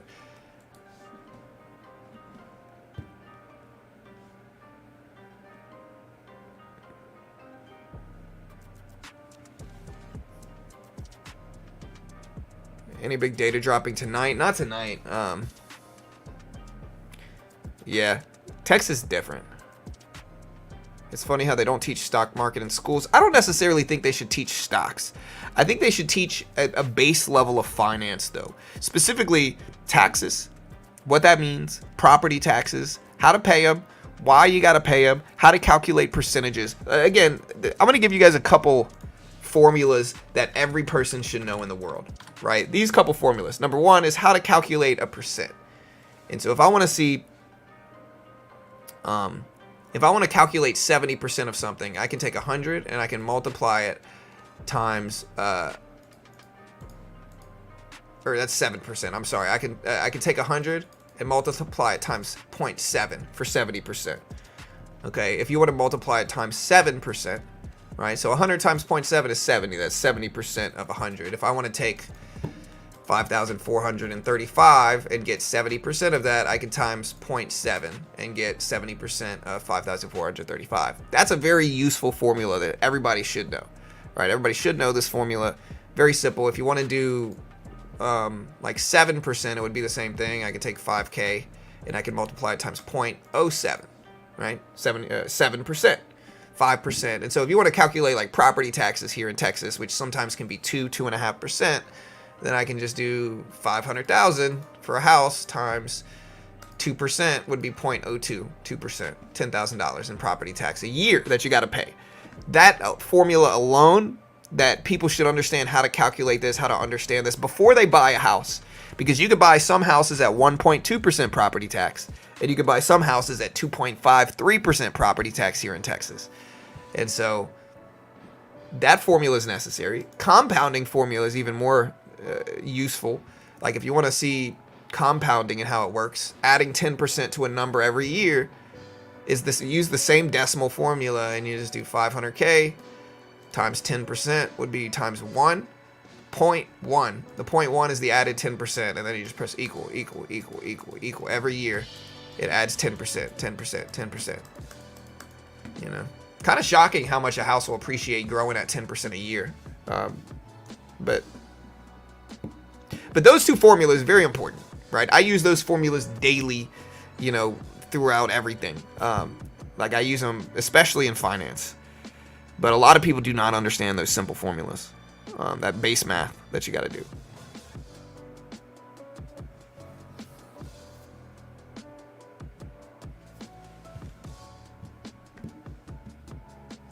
ADD and ADHD are two completely different things. No, so what the scientists now at least have, they think that there's no such thing as ADD and that it's all ADHD. At least the last time we got like my son tested, that's what they said. They said, look, people that are just lack focus, they might say they have ADD, but we don't know if it's actually a thing. But ADHD is actually a thing, and it has to do with hyperactivity, and it has to do with hyperactivity, bad impulse control, especially when you're young, and a couple other things. But who knows? You know, I don't know.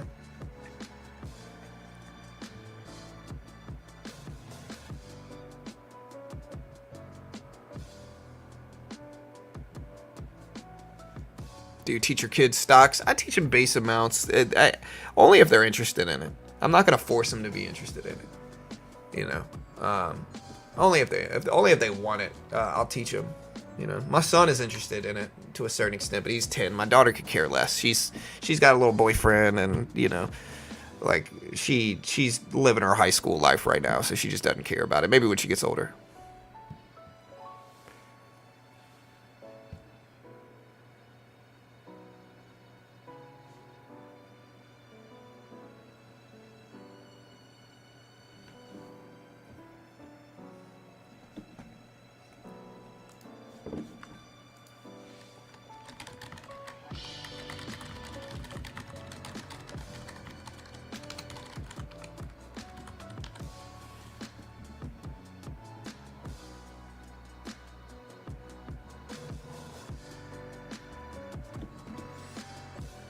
Yeah, I mean, coming from somebody that, like, I am definitely hyperactive.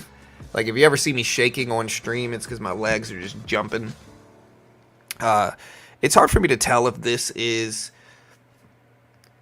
It's hard for me to tell what this is, right? It's hard for me to tell if I'm just, like... If I'm, like, obsessive and a little bit neurotic, or if I have ADHD, right? Like, I know I can hyper-focus. I know when I get interested in something, I get absolutely obsessed with it. My latest example is jiu-jitsu. I have become absolutely obsessed with it. And that moves in stages. But again, to a certain extent, it's kind of like a superpower. Like you get hyper-focus on things, which is good. And you can put in a lot of work where other people don't.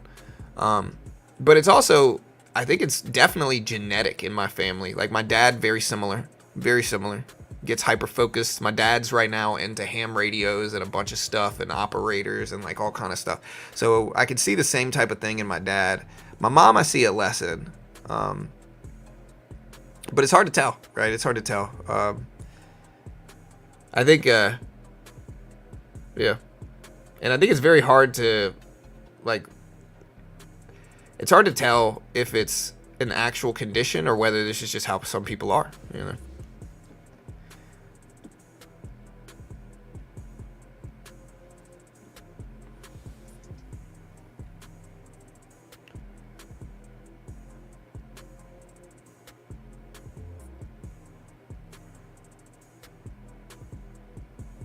Yeah, I've never taken medications for any of it or anything. I never liked the medications. I like eat and sleep too much to take ADHD meds. You know, I definitely don't want my kids on them. You know, it might be harder at school for the first 5 years with my son, but he'll get over it. He'll get there. I think that's just anxiety. Yeah, I mean, I got some anxiety. It depends on what it is, though. Like, I have OCD as well. It's hard to explain. Like, there's a mix of it. All right, guys. So Google down a little bit. It's at 165. SPY still up there. What's the Q at? How's the Q doing relative to the SPY? We're at 484s.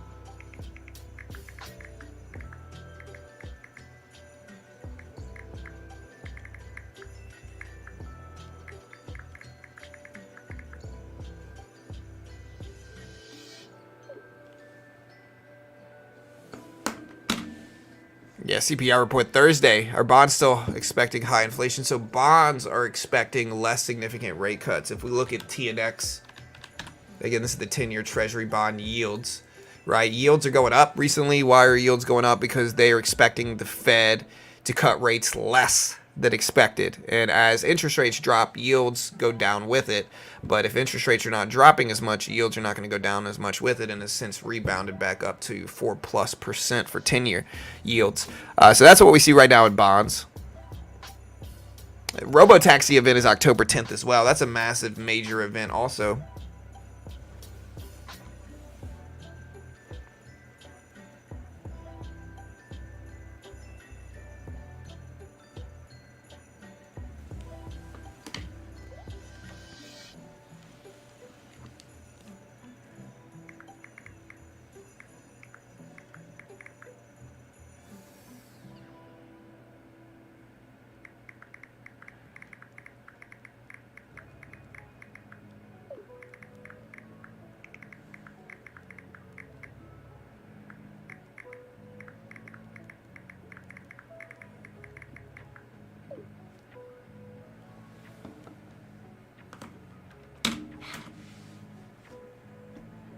Yeah, and you can see what's good or bad following big money.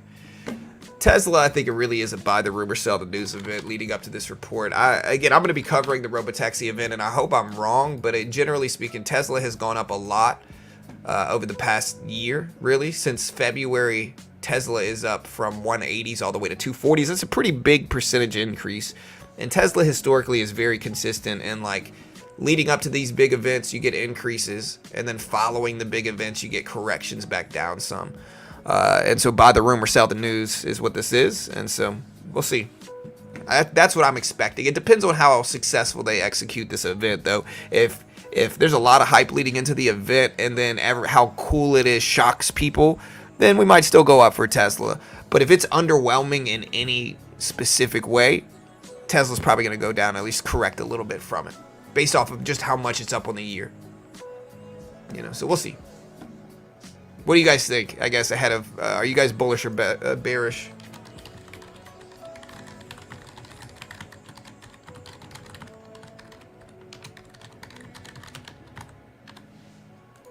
Do a question. Answer in chat. Are you bullish or bearish ahead of the robo-taxi event, chat? What do you guys think?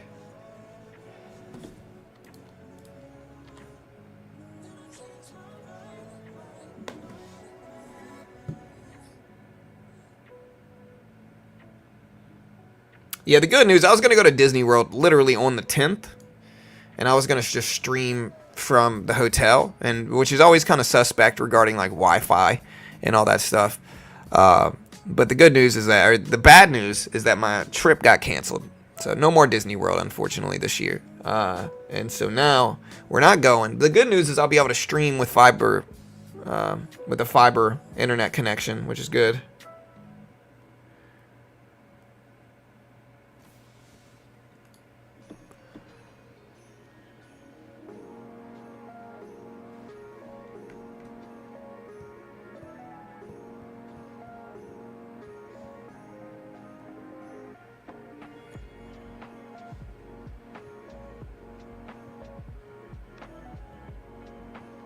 Last time I blasted off on really bad earnings. Yeah, but we're not really talking about earnings reports. I'm talking about these big events, right? These big events are usually pretty standard in terms of Tesla reactions, which is generally increases leading up to the event, bearish action following the event, basically underwhelming results. Elon does a lot of things good, and then he does some things bad for sure, right? Some of the things he does bad are he sets unrealistic expectations that he doesn't fulfill. He pushes back time frames. He pushes back vehicles. He pushes back debuts. He pushes back a lot of stuff, and he overpromises and underdelivers a lot, I guess is the point. And I like Tesla stock, but I do think there's that nuance of it. And again, I'm wondering how this robo-taxi thing is going to be in regards to infrastructure, right? That's what I worry about, right? So this is a robo-taxi event. Number one, the question is, when do the robo-taxis come out relative to this event?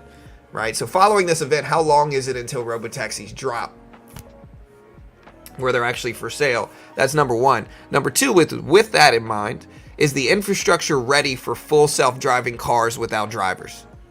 Right? Is the infrastructure ready for it? Is the second question that I have. And again, I don't know if it is, right? And I'm a big believer in full FSD. I think it's the future. I think it's obviously the future. I think 20, 30 years into the future, cars are going to completely drive themselves. And that's very obvious, you know, and if Tesla positions themselves right there on the front of that, they'll do really well. But is it ready for it today? I don't know. I think the infrastructure needs work, but we'll see. Maybe this will help build the infrastructure if they execute it successfully. And so I don't know. Those are the big questions that I have regarding this. They're also supposed to talk about the Tesla bot and a couple other ones, Optimus and all that other stuff. Right, well, that's what I mean, is regulatory infrastructure wise.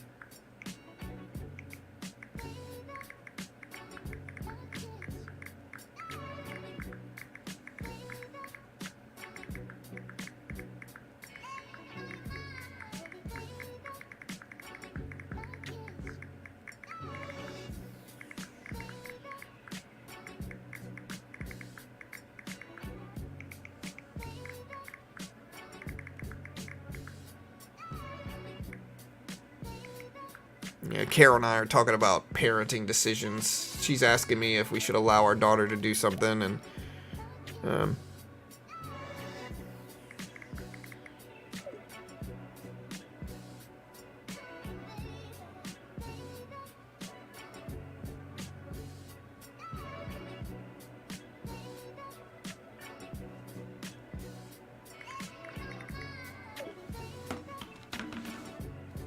only good news they can give us in the robotaxi event is that it will launch countrywide. Yeah, if the regulatory stuff is there, which is, again, a big if. They put a name on a lot of normal stuff that are normal behaviors.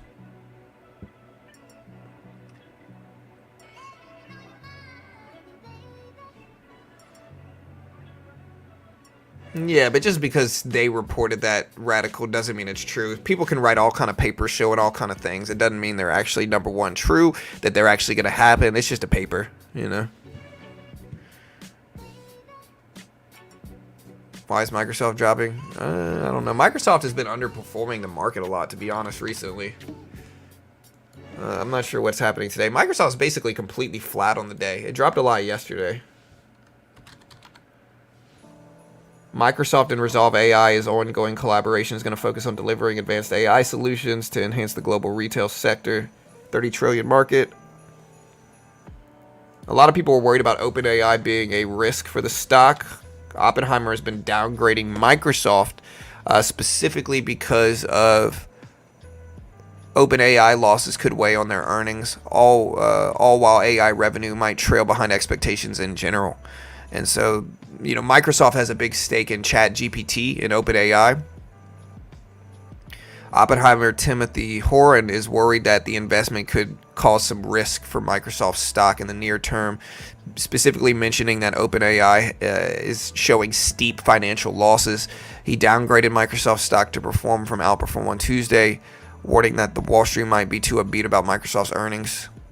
He said, quote, OpenAI losses are the primary concern, noting that about half of OpenAI's losses will flow through to Microsoft, given the company's 49% stake, and that OpenAI could lose $5 billion this year without accounting for payouts for equity compensation. So he's not just worried about that. He could worry that the OpenAI's losses could mean that earnings expectations for Microsoft are too optimistic.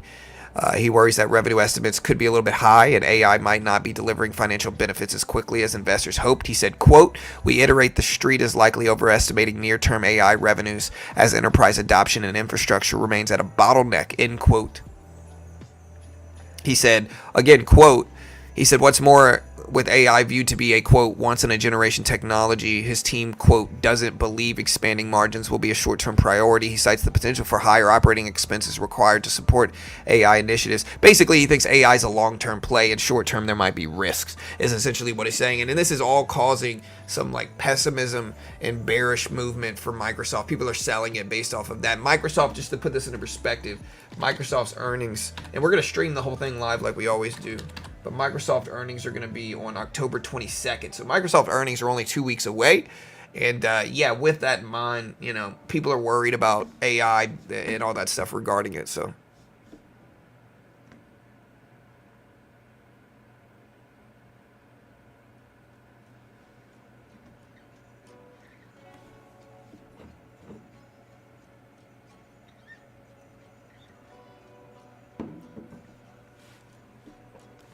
it's science. If every car was electric, the power. Yeah, but every car isn't electric, though. And really it's math. But every car is not electric. And we're a long way out from every car being electric. What we're asking now is can, 20% of the vehicles on the road have the infrastructure necessary to execute these robo-taxis? Pepsi earnings had good EPS, bad revenue when they dropped from it, but they've been rebounding back a little bit more. More important, who their friends are. Yeah, it's something I teach my kids. You are who you hang out with. When I was young, when I was a teenager, I had an initial group of good friends, right? And initially I had a good group of 5 different friends. We hung out. We got into trouble. Nothing too crazy, but we also ultimately had a good group of friends. And I'm still friends with most of them to this day. As I got older, once I got into my 18, 19, 20, 21 years, my friend group changed. And it went from good kids mostly to not so good kids in a lot of areas that I ended up getting in trouble doing dumb stuff. Nothing too major either there. So it's something I teach my kids. I'm like, look, you are who you hang out with, right? And modern age is going to make you think that doing dumb stuff is cool, and it's not. Right? Don't try to look cool and do dumb stuff, I try to teach my kids, you have a very blessed life. Take advantage of it, But it's another thing that I've been selective with, who my kids hang out with, their friends. Because some of their friends' parents, they're just heavy drinkers. They're always trying to bring them basically to bars, or to restaurants that conveniently have a bar at each one. And they're just kind of... how that some kids have the party house where they go to one specific friend's parents' house who don't watch them. They sit around drinking and they don't really watch them, and so that's the party house that they go to. We just try to stop that from happening. It definitely isn't our house. Can't talk. Yeah, peer pressure can be good and bad for sure. That's why sports are useful. People like to hate on sports, but sports give kids something to do. Give them somewhere to focus their energy because boredom causes a lot of problems for sure.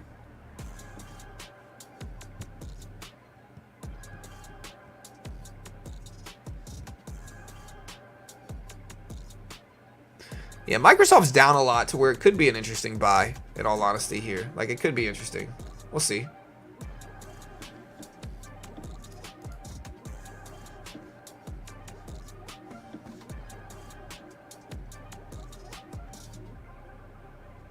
I'm struggling to understand why Red is up. It's not a profitable company.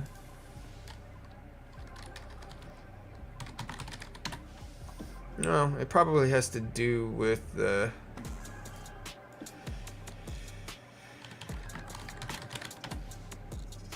Let me see if I can find Reddit.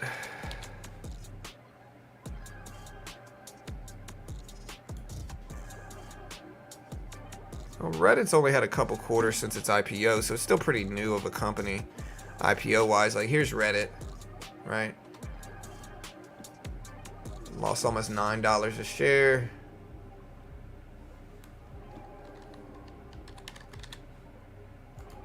Revenue. I mean, they made almost $300 billion in revenue last year.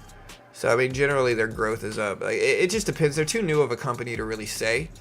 They recently IPO'd, what, less than a year ago for Reddit, right?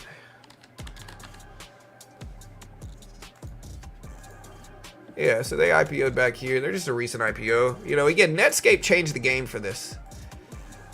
So prior to Netscape, companies didn't IPO until they showed a set amount of profits. Netscape IPO'd before profits made billions on its IPO. That fundamentally changed the standard in which companies IPO'd. And so now you got companies like Reddit IPOing, and they're not profitable yet.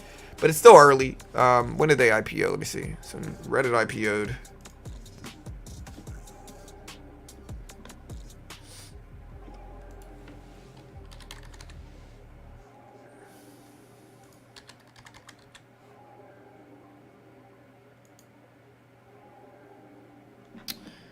Yeah, so Reddit's been going since Reddit IPO'd basically 10 months ago. So they're less than a year in. We'll see what they do. Supermicro's still running up.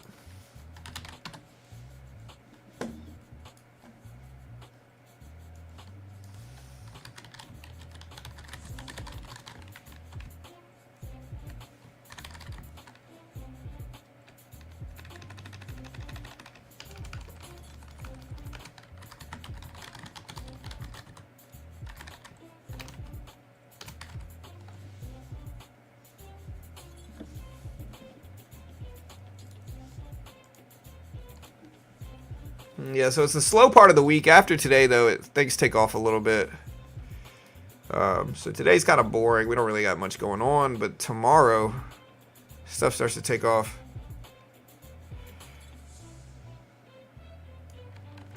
So we'll see what that looks like now.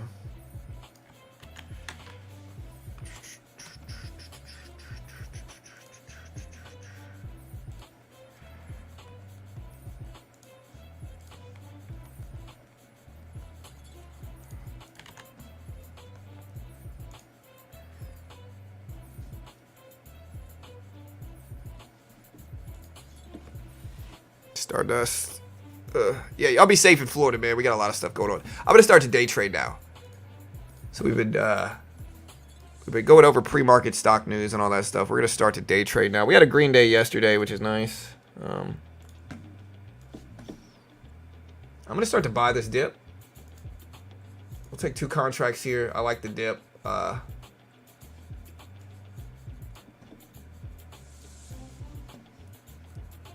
We've got a nice little pullback here that we got a little bit of range that we could probably capitalize on.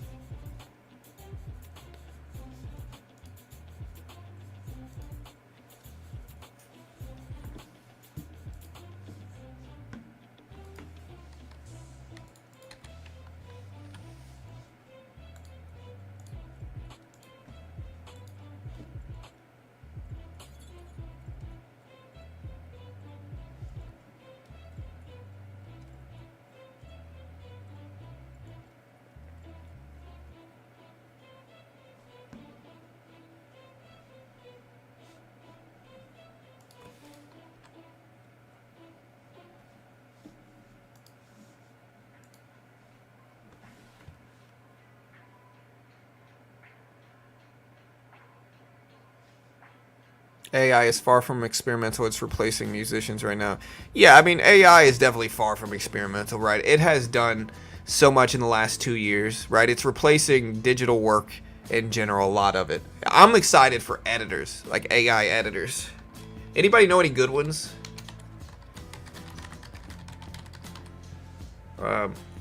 Like specifically video editing.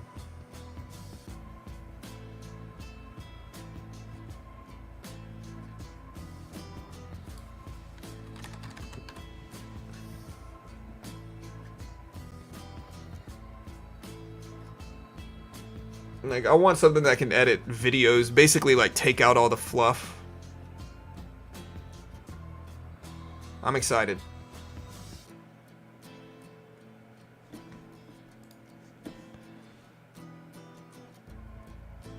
Hey John, at what age should a kid be familiar with trading? My nephew knows a lot about trading TA indicators, but his parents are skeptical for him to trade with real account. He is on a demo.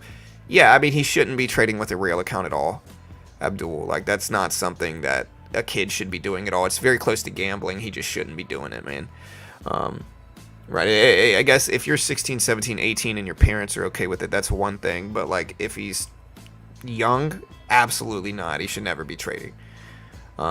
Again, it's too gambly in nature. It's too much like gambling.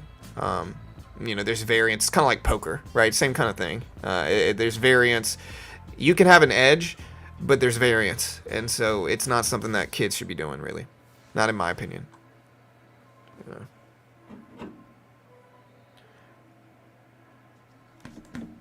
Oh, I forgot I was in a trade. Oh, man.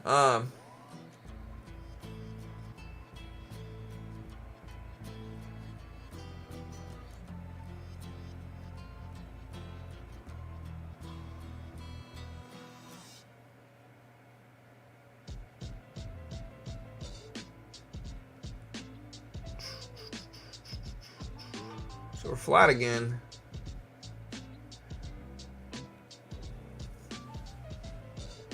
Alright, we're completely flat here on this trade. I don't want to add any more to this either. We're kind of choppy, though, leading into the open. Yeah, all good, man. What about Nike stock? I don't know. Alright, so we're green again.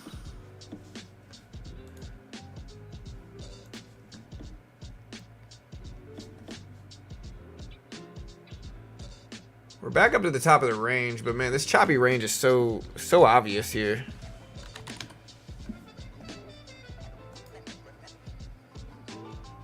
We added more. We're in 3 contracts here. Nike has basically been sideways for a while too. I don't know. I don't trust it. Here we go.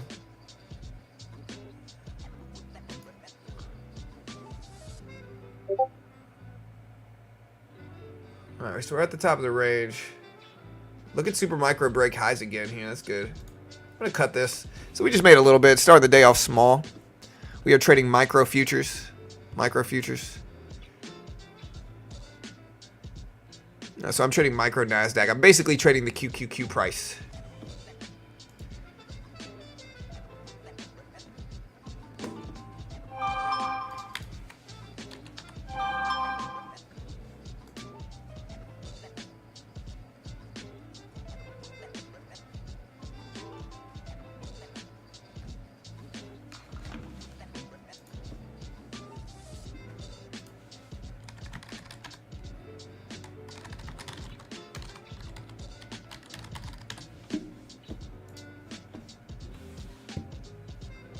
Yeah, so we were correct about our little dip buy there, so we'll take it. So far, so good. Yeah, Super Micro running big here. Look at it breaking highs up there. It's at 50.7s right now. 50.7 for Super Micro, so it's up there.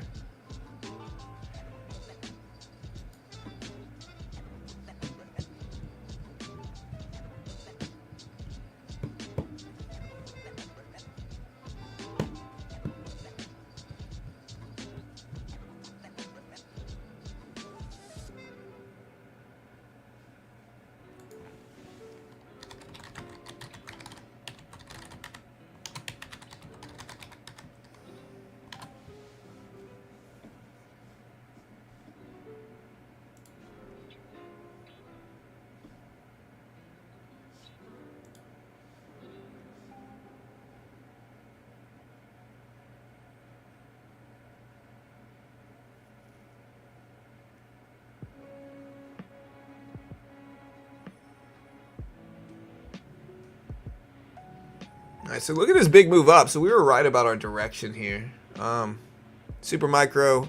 We got 15 minutes until the opening bell here. And again, we don't really have much other economic reports today. It's pretty slow.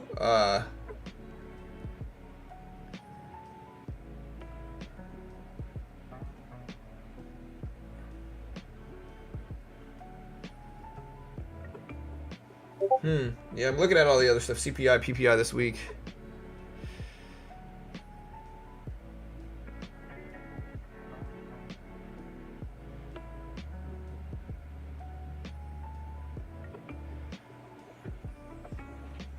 Yeah, tons of Fed speakers today, man. Tomorrow, too, is when the big reports.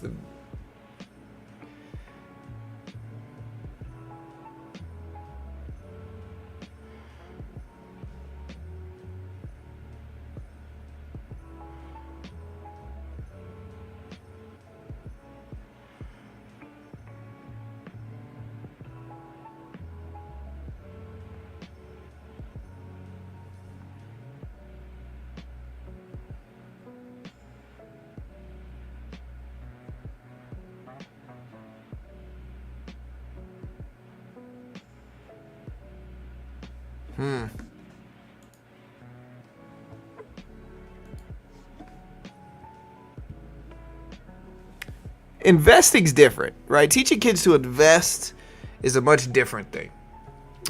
Teaching kids to invest is a different thing, right? Teaching kids to trade, like, look, teaching kids to trade stocks, it depends on the time frame. Day trading, absolutely not, right? That's straight up gambling. Like maybe swing trading.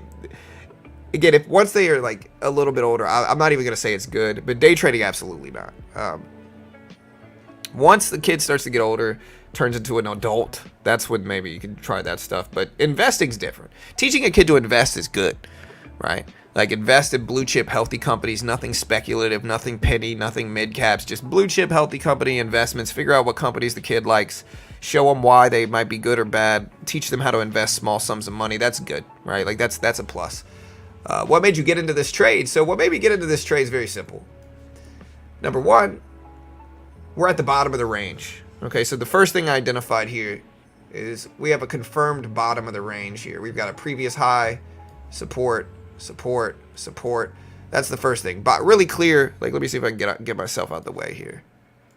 Really clear bottom of the range right there. Very obvious range bottom. Number two is that not only do we have this bottom of the range here, but we also have a slowdown in the angle. So here's the angle, really weak action. But since about right here, we've kind of been starting to kind of like chop. Like we've been slowly kind of slowing down. So we see a slowdown in the angle, right?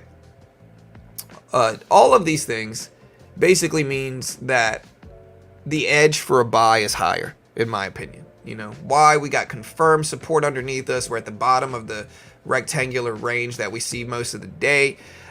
We see a slowdown in the downward pressure right here. You know what I mean? Like all of these things is just saying, okay, it's probably like a decent little buy up here. You know, as well as like if we break underneath this, easy, really easy stop loss exit, like really easy exit. Just get out right there. That's it. That's all you got to do. That's kind of why I took that trade.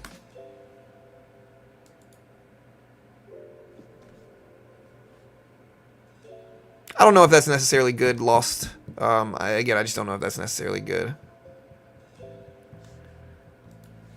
I would rather houses be owned by people, not hedge funds. But you know, sometimes it isn't. You can't help it, and that's okay. I'm okay with it. I'm a capitalist, so.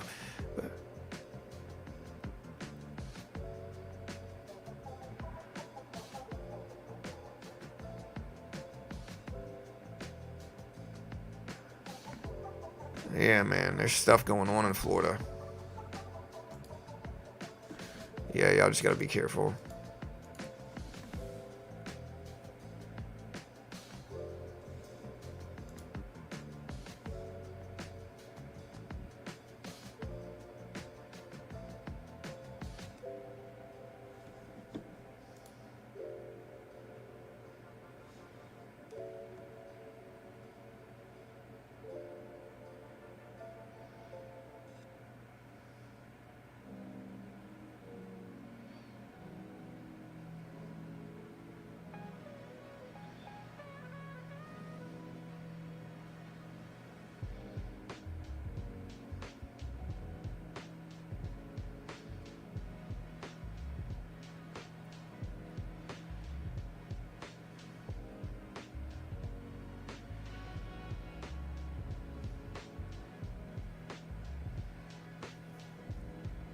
All right, Nvidia push it up though. So Nvidia is another reason that this actually worked, is that Nvidia bounced right off the VWAP, volume weighted average price level. It's now getting ready to test the highs up here.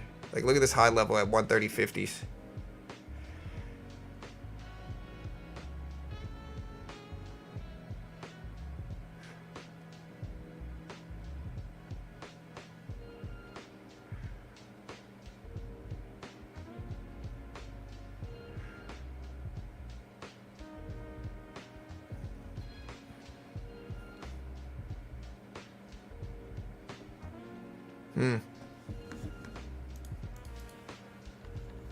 Alright, so Nvidia testing is high. I don't know what I want to do here, though, man. Like, I don't know what I want to do. I don't know if I want to,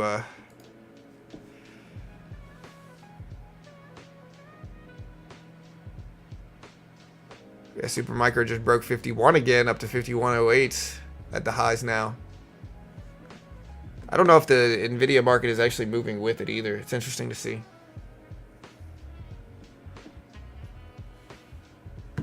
It's good to teach kids something, but trading is something that, number one, this is the easiest way to put it. Number one, trading is something that by the time your kid's older, trading might be purely algorithmic anyway. So that's number one, right? Algo future of trading.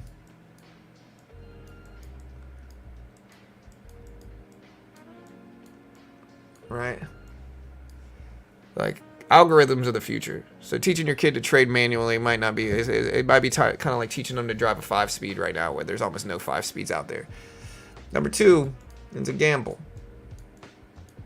Right? So you're kind of reinforcing gambling behavior to a certain extent, teaching your kid to day trade especially. So you just, in my opinion, just shouldn't do it. It's just not the right move for kids. Teenagers, adults, you know, it depends on the person, but definitely not kids. What's the difference between investing and gambling? Well, investing has an edge. That's the big difference. It depends on what you define as gambling anyway, but investing has an edge. So that's the main difference, is investing actually has an edge. And if you do it correctly. You know, gambling, a large majority of gambles do not have an edge, right? Like, you go to the casino, every game you play there is going to have a losing edge, except for poker, which is based off of the player, and in some instances blackjack, but that's only if you count cards, which is frowned upon, and you'll get booted out of there quick if you try to, right? Everything else you have a losing edge, especially slots. Slots are the biggest sucker bets at the casino. You know, they allow people to have all this marketing that, you know, about people winning big on slots. And it's like, you got to think about what slots do to you, right? In general, you have to think about what slots do. Slots, they target people with like ADHD that have bad impulse control. And they put a bunch of flashy stimuli in front of their face. All these graphics and flashiness and noises and lights. And everything's big and crazy. You know, and when you click that button, you just got to put more money in. When you click that button, you get all the flashy lights, and it's so exciting, and you're risking money.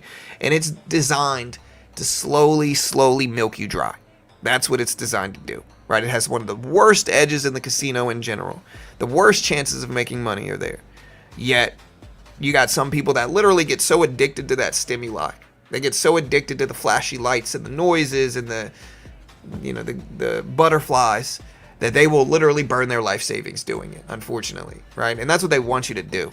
And so, but there's a big difference between something like that and investing, right? Investing, you can have an edge. In fact, in investing, if you do it correctly, you are almost certain to make money over a long period of time if you do it correctly, right? And what I mean by that is you avoid penny stocks, you avoid nonsense marketing, you avoid get-rich-quick schemes, and you focus on value investing long-term. Value investing long-term, biggest edge you could ever find. If you pick the right stocks, you're almost guaranteed to make 8, 9, 10% on average over a 20-year period. Nothing's 100%, but the longer you hold, the more likely you are to make money, you know.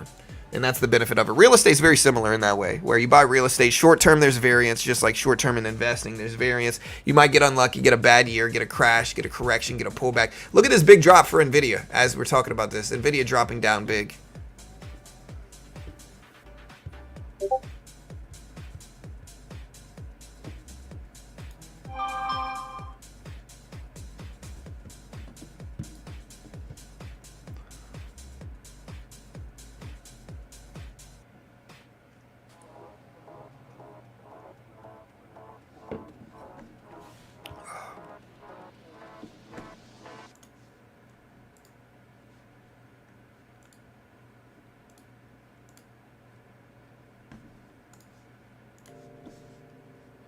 All right, guys, 8 minutes. 8 minutes. Yeah, sorry, I turned the music off. There's some music that has curse words that I just didn't want to let play.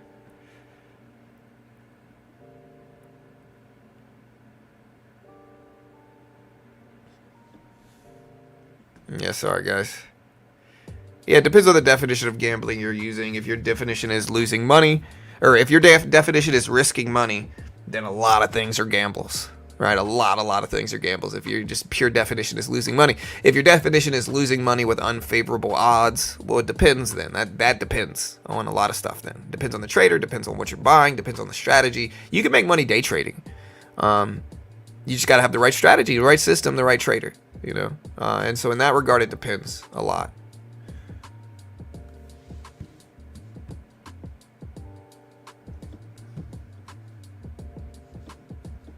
And again, most day traders lose money. It doesn't matter where they go, what course you take. If you want to limit your risk, try TopStep's funded account program. Again, they're a sponsor of mine. I'm biased. Genuinely good for traders, in my opinion. People like to hate on them and critique them or whatever reason because they make money. But like, dude, they're a business. Of course they're going to make money, right? But again, the question is it good for traders? And I think it absolutely is. I think, again, anybody that's actually risked significant amounts of their own money and lost it understands the benefit of this. You know, instead of risking, I got started, I risked $4,000. Again, I've told this story a million times here. My wife begged me not to do it. In hindsight, it actually ended up working out, but in a different way than you might think. So I remember I learned about day trading. I put $4,000 in. At the time, it was on a platform called SureTrader, right? SureTrader gave me 6-to-1 leverage as a brand new day trader. I saw a bunch of penny stock gurus. I thought I was about to get rich. I thought I was going to be some prodigy savant. They were going to be like, John, look how great of a day trader you are. Wow. My family's going to be like, dang, John's making $50K a month. I had it. Delusions of grandeur. I had it. In the end, Carol begged me not to do it. She was like, John, don't do it. I had $4,000. That was a lot of money to me at the time. This was like a decade ago. You know, John, that's a lot of money. Don't do it. She was right. I lost it all in 3 weeks, you know. But it worked out because I took those losses and I uploaded some of them to YouTube. And I called myself beginner trading because that's what I was. I was a beginner. And lost it all, gave up trading, eventually came back. And I noticed my subscriber count was growing from the videos I published. I think I set myself apart because other people were acting like guru experts. And I was telling people I wasn't. And so that kind of set me apart and we started to grow. And then that growth caused motivation to come back, but have a little bit better risk management. And so when I came back, I had better risk management. But the point of it is like you can limit that risk. Instead of losing $4,000, risk 49 bucks on topstep and still trade. You're still risking something. If you fail, you're only down 49 bucks. It genuinely limits your risk. And in the futures market, a lot of people don't use it because they don't understand. It's very similar to day trading stocks. If I put up the NASDAQ here, I can basically watch Apple and Nvidia, and this thing is going to move very similar. You know, like look at here's the price action on Nvidia here. Like look at this price action up here, and then look at the NASDAQ right here. Looks very, very similar. No, you can day trade this left side in futures, no PDT rule. And again, TopStep's the most legit right now. No PDT rule, 0 commission, tiny amount of fees per trade. So again, they're a sponsor, shameless plug. I'm definitely biased because they pay me money. But if you want to check it out, there's the link. And I genuinely think it's going to save people money. Instead of risking $4 or $5,000, they can risk 49 bucks. Still probably going to lose day trading because most day traders lose. It's just a lot less. You know, it's just a lot less. Sorry, my headphones died. Bro, I swear, my house has gone through at least 15 pairs of AirPods in the last 3 years. At least.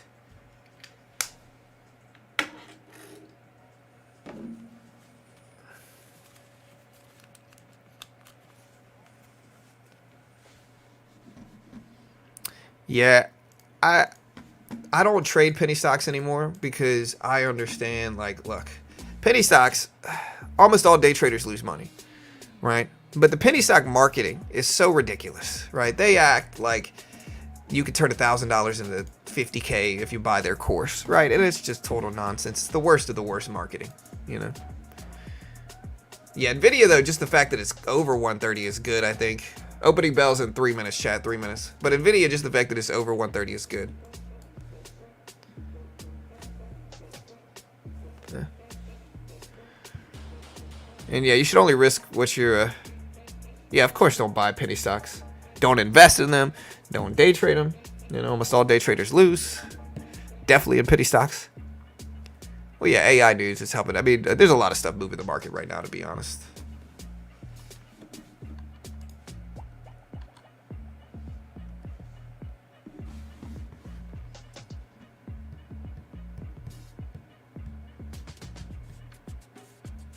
Unity? I don't know. It seems cheap. But I also think there's some variance with it, so not 100% sure with Unity.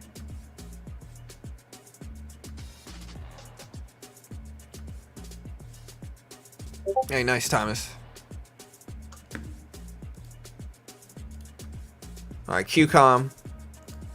Apparently, there's an Apple problem regarding QCOM. QCOM stock was lower today after KeyBank analysts downgraded some of the shares of QCOM, which is QCOM. A lot of people are worried because Apple is going to make its own modem, and personal computing demand still hasn't recovered, and so they're worried that outsourcing or their in-house modems are going to cause less demand for products like QCOM, I think is what they're trying to say here. So QCOM makes products for wireless tech like phones and laptops. John Vin downgraded shares of them to sector weight from overweight without a price target. Do you guys agree? Do you guys think tech companies are going to start creating a lot of the stuff in-house? Q comes down a little bit today. It's at 165s roughly.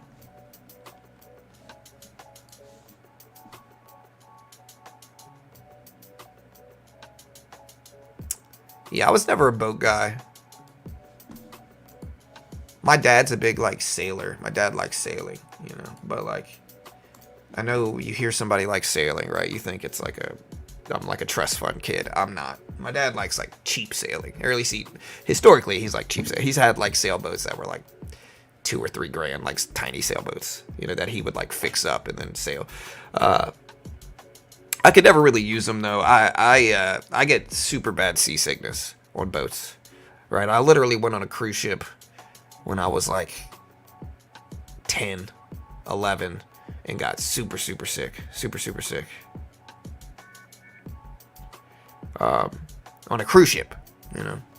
Man, look at the market rip here, guys. What's dragging this up? Super Micro corrected big here. What's moving up right now? Look at the market pop.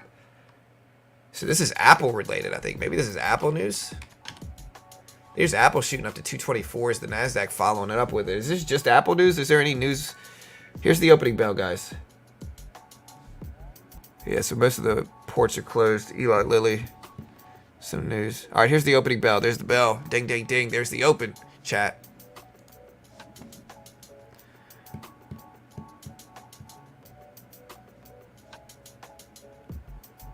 Supermicro corrected back down. It's still over 50, though. At least it was. All right, guys.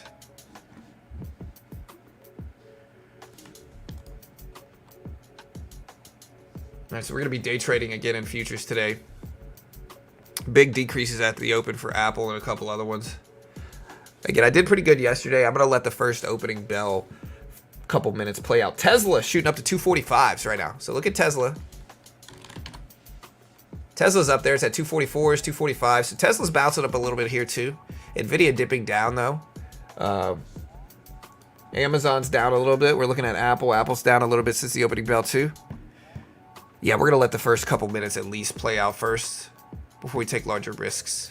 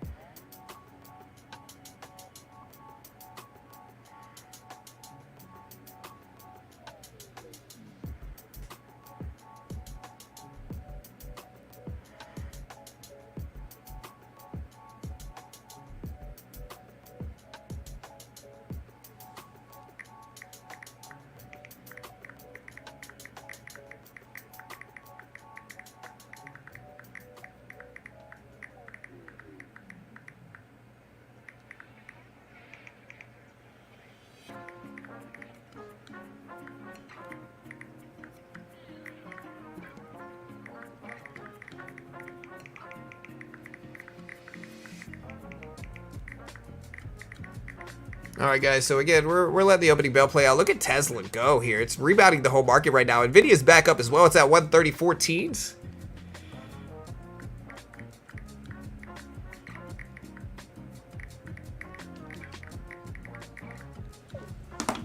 All right, so we got to pop up here. Again, I'm letting the opening bell play out first. I'm trying to just not take any trades right now. A lot of chop, though. Kind of big pressures up and down, up and down.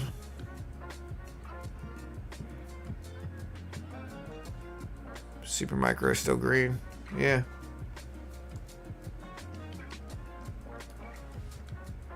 So we're popping down.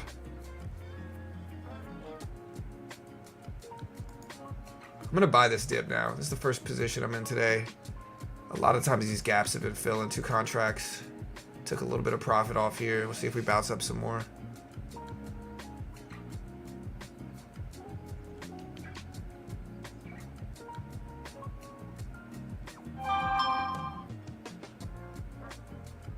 Alright, so we're popping back up. We're flat. Very flat, choppy morning so far.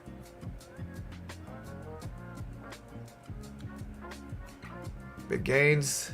See if we rise up some more.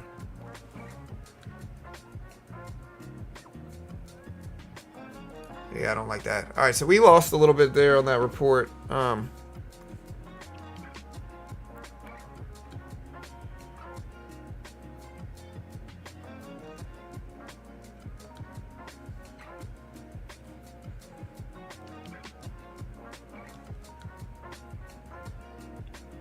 right, so we're still about 4 minutes into the open. I'm looking to kind of buy some stuff, though. I do see some stuff heading up. Here we go. We got 2 contracts here. So we ended at green in this position. Kind of a volatile time to buy, though.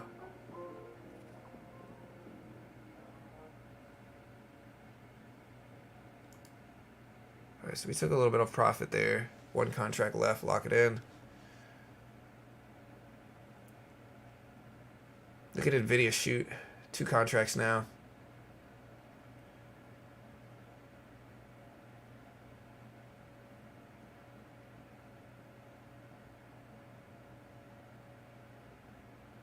We were tracing back down a little bit.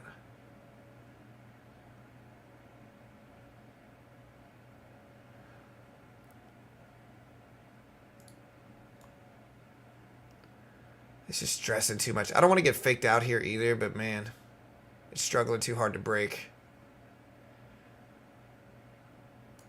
Yeah. We lost 15, 20 bucks just now. It's alright. I gotta wait now, though, for sure. What is going on with my views? They fluctuated a lot. That's weird. They pop it up big now. See, I was correct about that direction, too.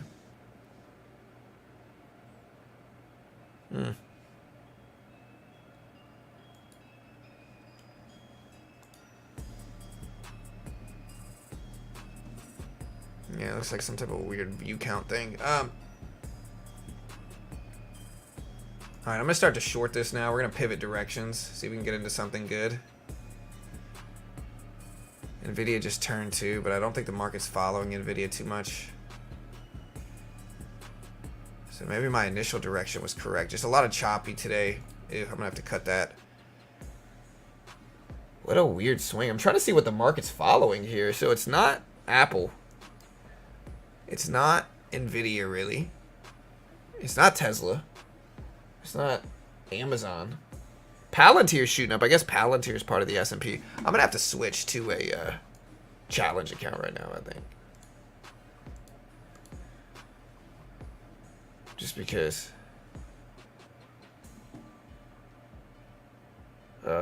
Just because this market is... I'm going to have to wait. Let me get this set up.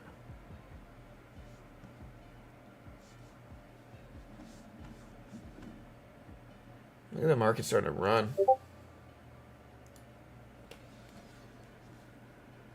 Hey, later, Tiny. Have a good day. Yeah, I'm just trying not to trade, so I might have to put it up.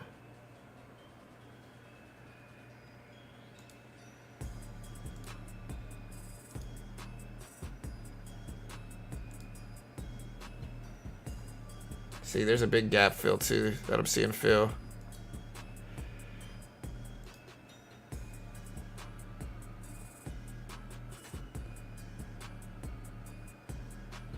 I should have taken my original direction too, because look at Nvidia shoot. I wonder if the hot payroll numbers are going to heat up the economy numbers too.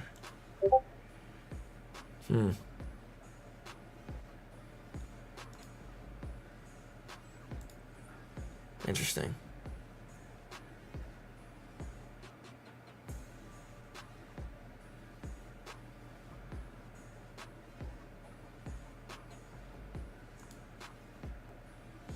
Let me check up on Pawn. Netflix. Oh, so it's Netflix. Okay, let me pull up Netflix. There's a video on the top. It's not Tesla. Tesla actually flushed it down a little bit. Here's Netflix. I'm gonna put up.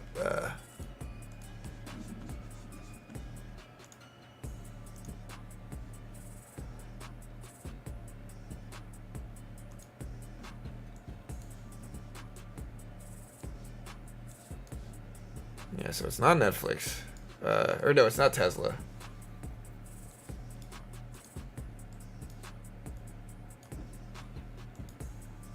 Question is, do we have choppiness leading into CPI is what I want to know.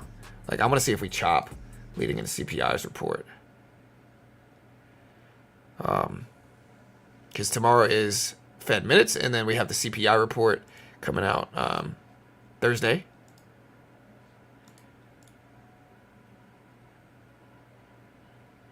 And right now, we just got a big pullback, big chop.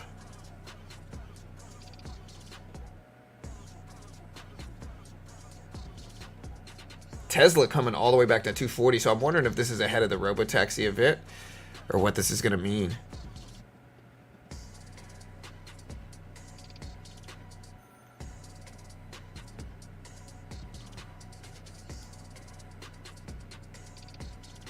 Yeah, so I do see some red action. It doesn't look good for there's Tesla. Look, here's Nvidia.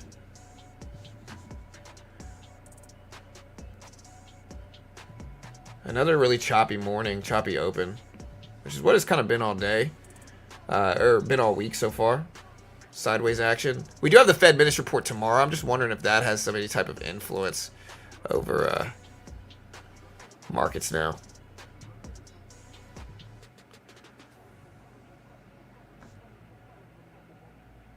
Stuff looks like it's completely turning back down. Netflix is too. Netflix is at 710. We do have a slight upward trend, though, in everything, almost.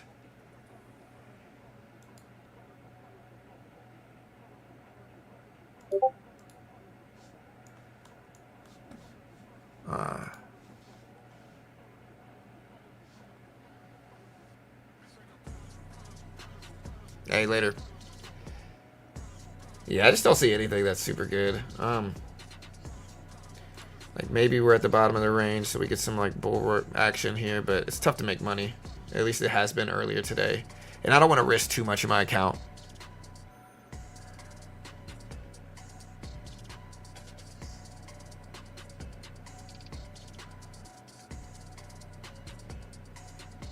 It's going to depend on if Nvidia bounces up again, pops up.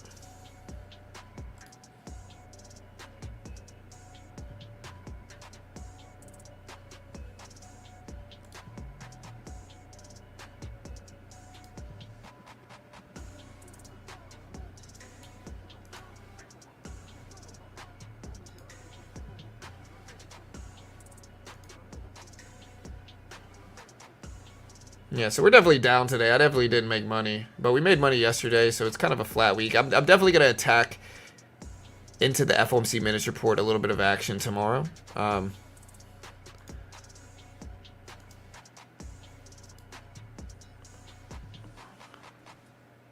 we're starting to reverse here on Nvidia is what I'm looking at.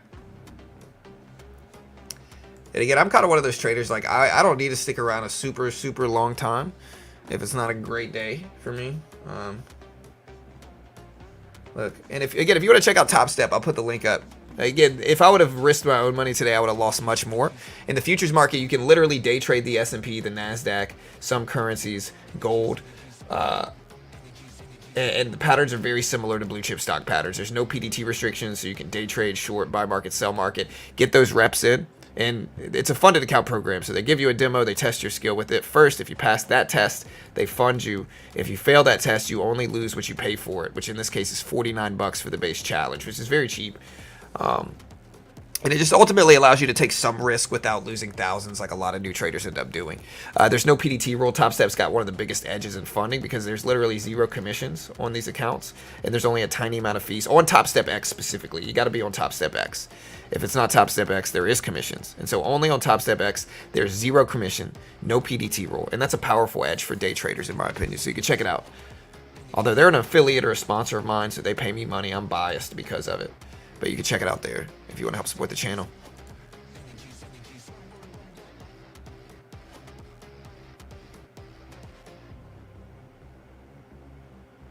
Very rangy movement though, up, down, up, down. If I would have gone with my strategy where I attacked choppiness, I think I would have made money.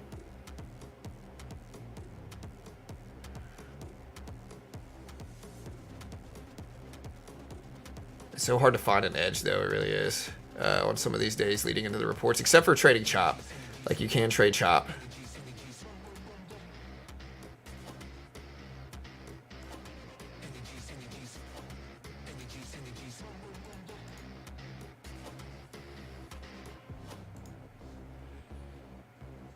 Yeah.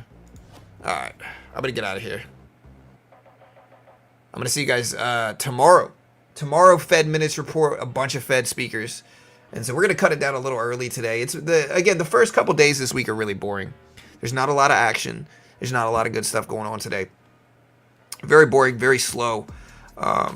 Yeah. And so again, if you haven't already, subscribe, hit the notification bell. Tomorrow, the Fed minutes report. If you want a one-stop shop where we cover all the economic reports, all the data reports, subscribe. Everything we do here is free. We don't sell a course. We don't sell a service. We don't claim to be experts. We don't act like gurus. We don't charge for content. Everything we put out there is completely free. And so if you haven't already, hit that sub button, hit the notification bell. I appreciate it. And let's keep the growth up. Hopefully we get some good stuff, but it's been so choppy today. I'll see you guys later. Y'all be good. Fed minutes report tomorrow. Be ready. Later, guys.